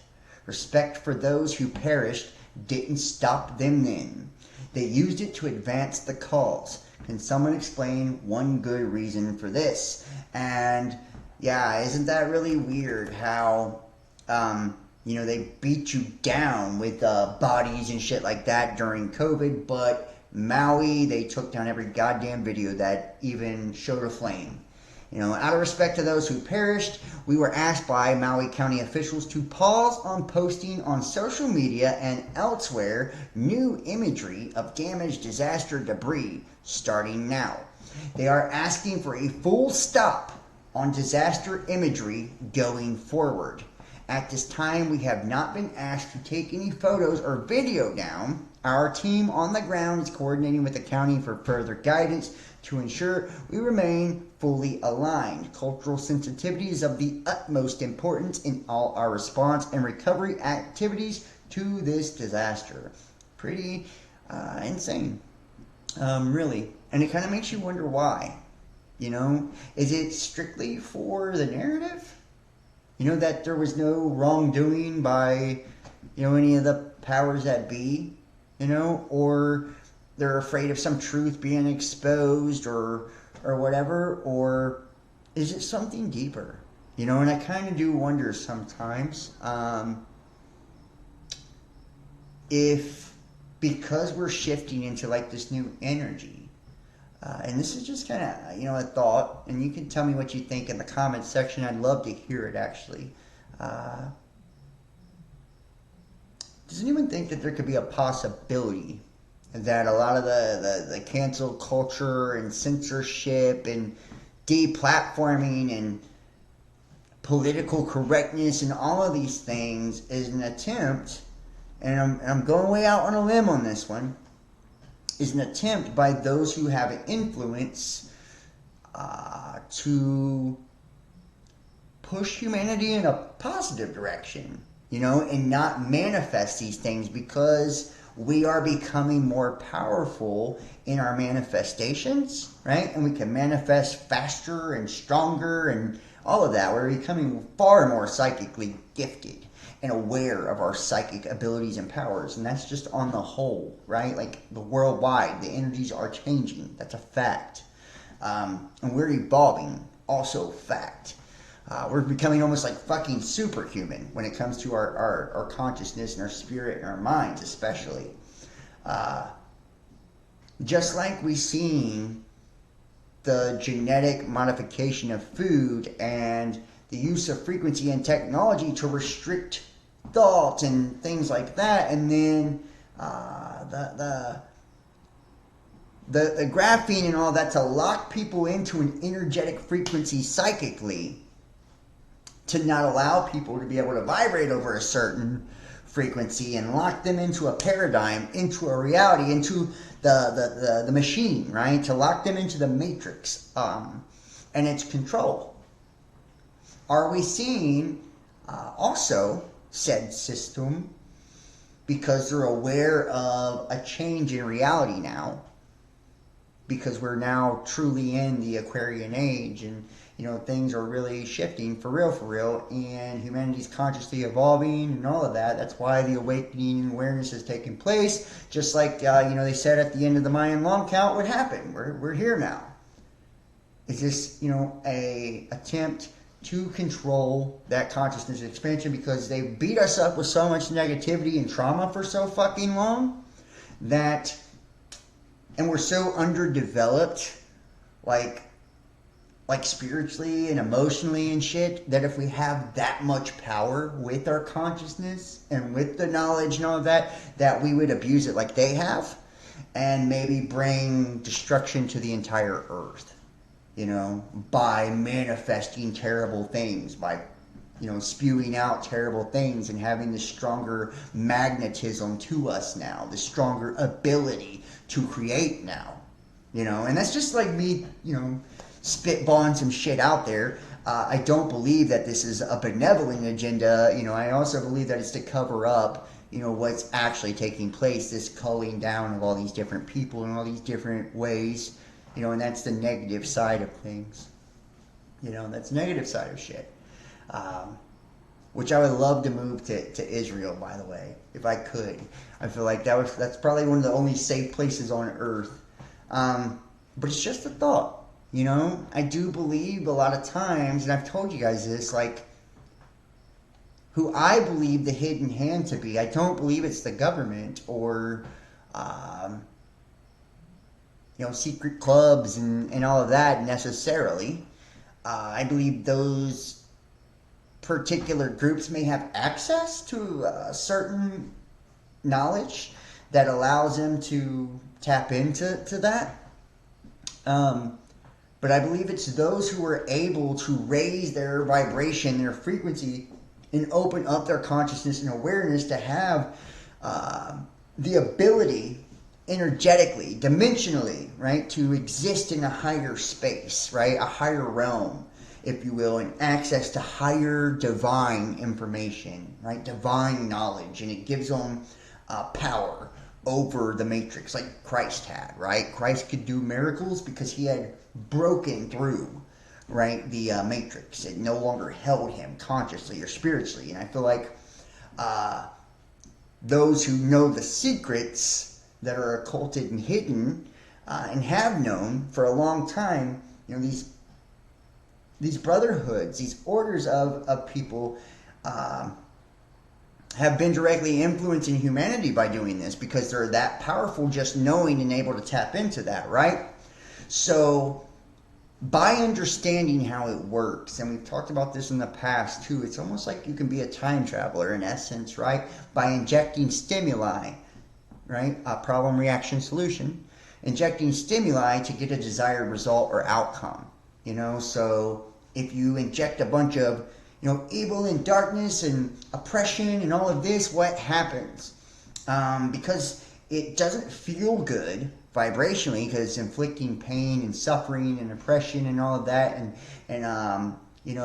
stifling knowledge and all of that, right? To the masses, at a subconscious level, we will polarize in the opposite direction and gravitate more towards enlightenment, awareness, and peace, and love, and expansion, and unity, all right?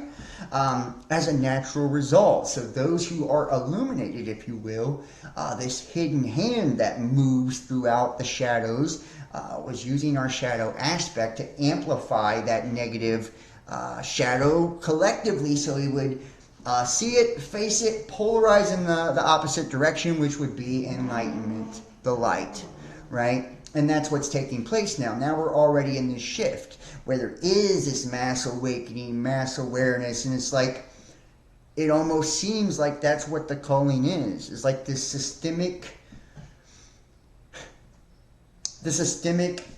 eradication of all of those who are not in alignment with that future. You know? All of those who weren't smart enough to see the warning signs on a lot of the stuff they were putting in their bodies and shit like that. You know? They're now bagged and tagged by the jabs and all of that, like, you know. And the censoring is now controlling our ability of mass manifestation through collectives and stuff. And it's like, if you're not part of the groups, then if you have influence, you are an influencer, and you're, you know, outside of the control consciously. Shadow banning is really like, in censoring and canceling is their only tool to keep people that they haven't deemed safe with that knowledge or ability or power, if you will, to have, you know, free reign to go influence and create what they truly desire or want. You know, it's like, oh, is this not in line with our agenda? Well, we're gonna shut it down. You know, we're going to shut this guy down. He's not in our agenda. He hasn't joined our club. You know, so that means he's not pushing the same agenda as we are, because he doesn't know what the agenda is, right? So he can't be in alignment with it if he's not a part of it, and all of that. And so, you know, and I feel like that's probably how they justify, you know, silencing people and things like that. It's like, you know, you always hear the saying when it comes to, you know, Masonic stuff and all of that, like the greater good, right? For the greater good, the good of humanity. And I do believe, too, that at its base level, like at its root, that these fraternal orders and brotherhoods and illumination and all that, like, it truly was designed, I feel like, for people that are, you know, that are moral, you know? It doesn't mean that everybody participates in that, doesn't have vices and all of that. But if you look at a lot of the rules, you know, in some of those orders, in particular in Freemasonry, right? It sounds like a very, very moral code. You know, these people are not, they're basically forbade to screw their brothers and sisters over, you know? And it's like, are we trying to, and I feel like we could be, you know, mass indoctrinate people into something of that nature, but by process of elimination, they know a lot of people can't conform to that because they don't have the conscious ability, they're not going to put in the inner work and all of that, right? And they've been genetically modified to maybe where they can't biologically turn the switch on. So it's like, you thin down the population to the elite genetics that survived and evolved through all of this, and you've created this vibrational reality in the new higher dimension that's free of the pollution of the old world, you know? And it's completely on autopilot by this egregore you've created called AI. So it's like fully operating on itself, and you're also tied into it too, and we're operating as this hive consciously.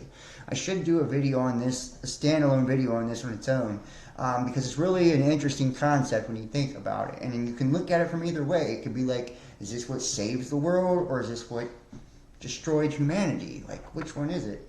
Did we have an option or a choice? You know, could we have went the natural route and done the same thing, or done even better? You know, what are the repercussions from going the artificial route? So, I'm just, you know, and I'm interested. Honestly, I really am. You know? So, I would love to hear your guys' thoughts, either way, on the system. It says, we're witnessing the first stages of civilization's collapse. Will our own elites perform any better than the rulers of Chaco Canyon, the Mayan heartland, and Viking Greenland? And it's really interesting. You know, I think that's a good question to ask. It says in his 2005 bestseller, Collapse, How Societies Choose to Fail or Succeed. Geographer Jared Diamond focused on past civilizations that confronted severe climate shocks, either adapting and surviving or failing to adapt and disintegrating.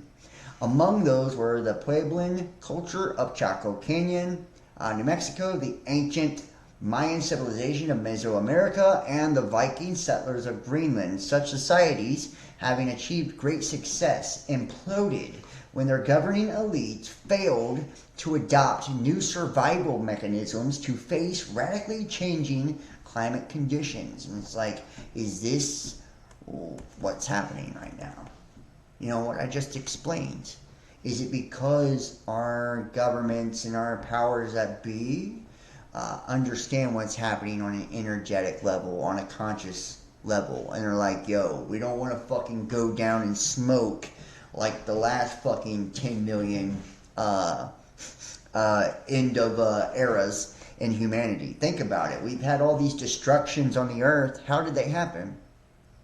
How did they happen? If we manifest our own reality, if everything here is a phantom, a projection, an illusion of this light and sound and this frequency that's being vibrated and projected through the prism that we call the electromagnetic field, and we are nothing but an amalgamation of our consciousness being projected into here, then we have total control, especially collectively, and we're all connected to this oneness we call spirit or consciousness. In these shifts, and these shifts happen, at the end of these ages, right, where we shift to new planetary energy. The vibration of the planet changes. We adjust to the new star or the new era that we're in, the new elements that coincide with that, and everything on the planet mutates, evolves. Some shit gets wiped out. Destruction comes, and very few survive. And you guys know the stories. Right? This happens over and over and over again. Rinse and repeat. This is humanity, and we forget all of our fucking history. We got giant goddamn pyramids sitting behind us, and we don't know who built them, where they came from, and all of that. And only by the time it's over again have we reached the conscious point to even understand what we built in the last goddamn era. You know what I mean? And reach the technological point that we were in then. And it reminds you of the story of Atlantis and all of this too, where this end of this cycle comes and consciousness raises, and because we haven't been schooled properly on how to manifest and how to work with the energies of our reality in ourselves, right? Humanity, because it's been beaten down and traumatized by the ones who did know, because they abused their power to drain the masses for all they fucking had and rule over them. And they wanted to keep them stupid and dumb and numb to it all. That way they could never escape that prison. Then when they finally have taken off the leashes, so to speak, and we're all free to truly, manifest things, well, then chaos comes, because we're all, drawn to violence and, all of the base things and distorted things, and it brings this destruction down because we bring it down on our fucking selves by being evil sacks of shit, basically. And it's because we've been programmed to be, because it kept us easily more controllable by destroying ourselves, And these people have profited off of our self-destruction for how long, guys? And I feel like they, as in the powers that be, they understand this, and they didn't want that to happen again this time. It's like, have we finally outgrown our own destruction? I hope so. I hope we've evolved past that. And now as we come into enlightenment, and we've seen the thinning out of people already, Most people will never escape the conscious reality that we're in now. It's like putting a governor on their consciousness, that way they can't step past a certain frequency level and actually, supersede the matrix itself and do any real damage. You're still easily controllable through a time when nobody would be able to be controlled. That's why there was such an urgency to what was taking place around the world. That's why there was such a long, drawn-out plan and preparation for all of this before it came about. That's why all the world and the governments and all of that participated in it as well. They all understood. And this was the great secret. This is disclosure, if you will, right? This is what you've been having hidden from you the whole time. And the illusion of freedom actually becomes a reality as we shift into a higher state, as we step into a new paradigm, if you will, right? And if you're not schooled properly for this paradigm, it will destroy you because your training wheels have been taken off, spiritually. And it's like, are we ready for the training wheels to be taken off? Well, it don't matter because they are now. Right? So the automation stuff is like this attempt at maintaining it all. This self-maintenance of the system to keep it going. That way it doesn't implode and collapse again like it did before. And out of this, there is, I believe, the expectation of a utopia. A utopia. One where we finally did realize our potential as human beings. And we finally did see one another as a universal family. It would be very beautiful. And a lot of people believe it's not even possible. But I do believe it is possible, and I do believe that would be the goal of all of it. And the means to justify the end, it's the sacrifice, of the old world. The sacrifice of our old selves, collectively. We go through this process and illumination, too. When we're seeking enlightenment, we put ourselves on that cross too, right? We crucify ourselves in the way that we used to think and all of that. And we learn self-mastery, And, it's like Hermes, right? And we always seem depicted as, carrying the lantern. It's because we have to go through our own darkness, our own darkness. To become illuminated. We have to face our own shadow. So everything is so connected, and I've talked about this before. We see it reflected in the heavens, playing out in astrological stories that mimic our consciousness, because everything is manifested out of our consciousness or created out of our divine spark, because we are collectively God. We're all fractals of that creator. That's why you see things like the Fibonacci sequence, golden ratio, all that. That's proof, right? That we have that in us, that eternal in us. And a piece of eternal is still eternal. A fragment of eternal is still eternal. It's like collectively we go through that darkness for illumination as well. And that's kind of what you're seeing right now, facing our own shadow.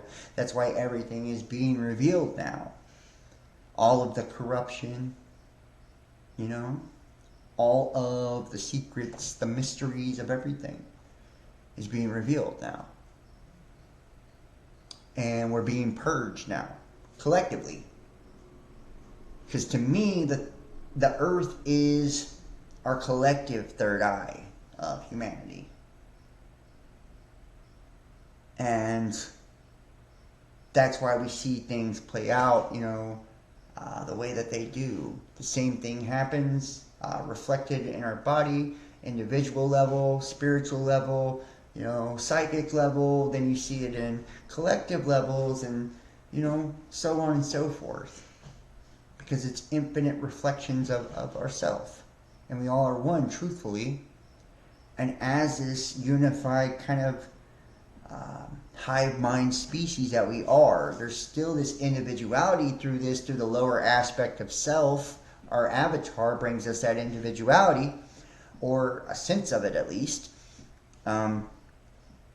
which is designed to protect our vehicle so we can grow and expand consciously. That's the whole purpose of the lower self, in my opinion.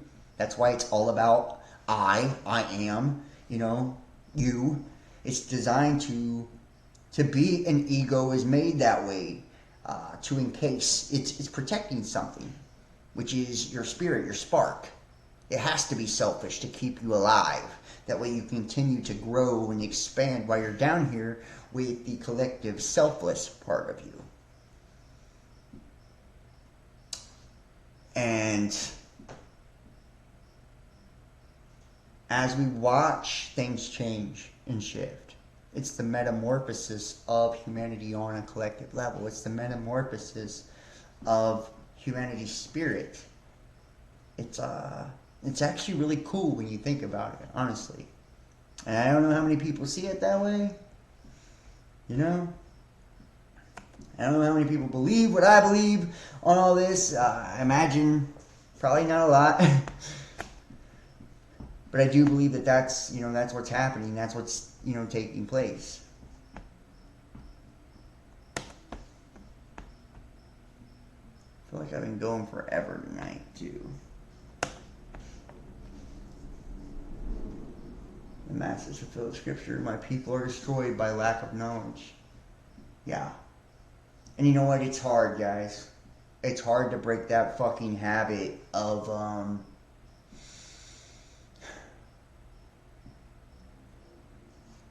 it's hard to break that habit of the old cycle. The trauma that was inflicted on us in the old cycle. We're conditioned to that. It's hard. I swear to you, it's really hard to step out of that. To not allow that to continue to repeat. It's like a broken fucking record. The same story. That's why nothing new under the sun. It's like we're creating a new ring around Saturn, a new groove in the record.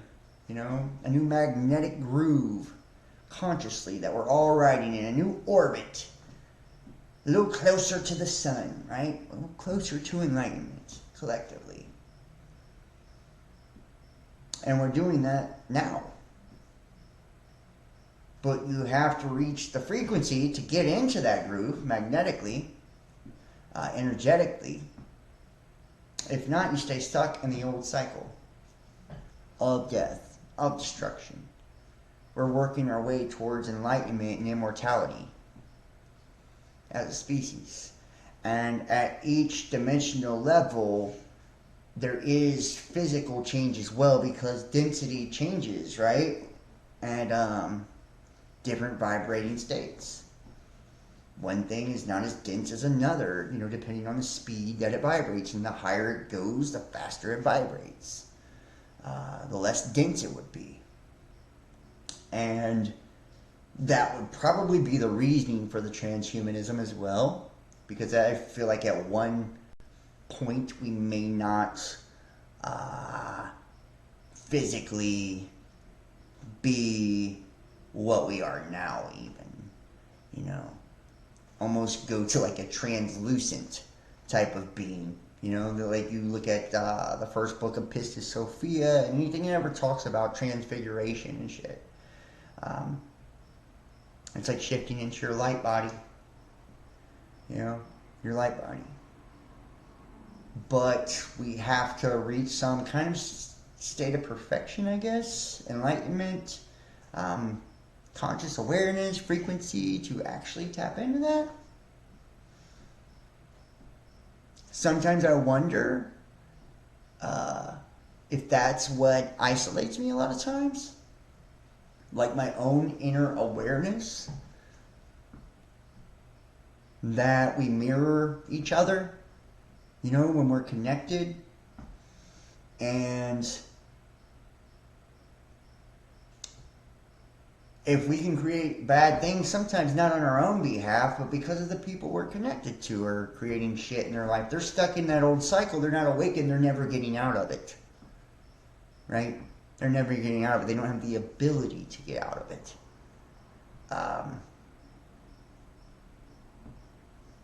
I don't know if they've given it up. I don't know if they're just genetically flawed.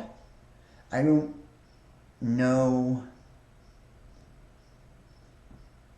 I don't know if they've been sterilized spiritually to not be able to do so. I don't know, you know.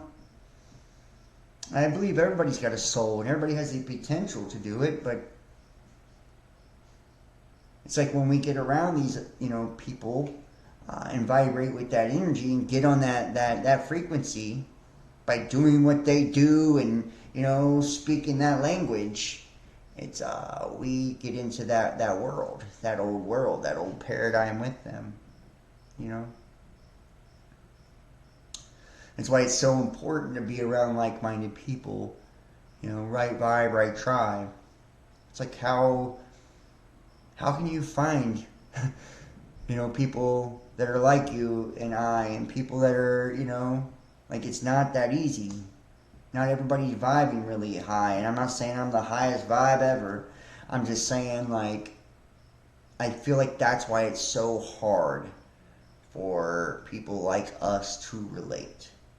And that's why we're, you know, so hated by the world, right? Because they don't perceive the knowledge the way we do. They don't perceive, it don't look the same to them, you know? If we're reflecting back demonic energy and shit, you know, it's like it doesn't look the same to them as it looks to us. They don't perceive it in the same way. They're way down here frequency-wise. So their reality, that's the way they see it. Perceive it and understand it and communicate it. It looks totally different from a different dimension, a different place, consciously. And I've tried to explain that. It's one of the hardest things you can explain. It's like we can all simultaneously exist together, but be in total different realities. And it's crazy to think about it like that. It's like there are a small group of people walking around this earth right now that are already in the new earth. They're already in the new world. The world's already changed for them. It's already ended for them. The old world has. And that's wild. They don't perceive language the same anymore. They don't perceive reality the same anymore. They see the connectedness of it all. They understand their connection to the oneness.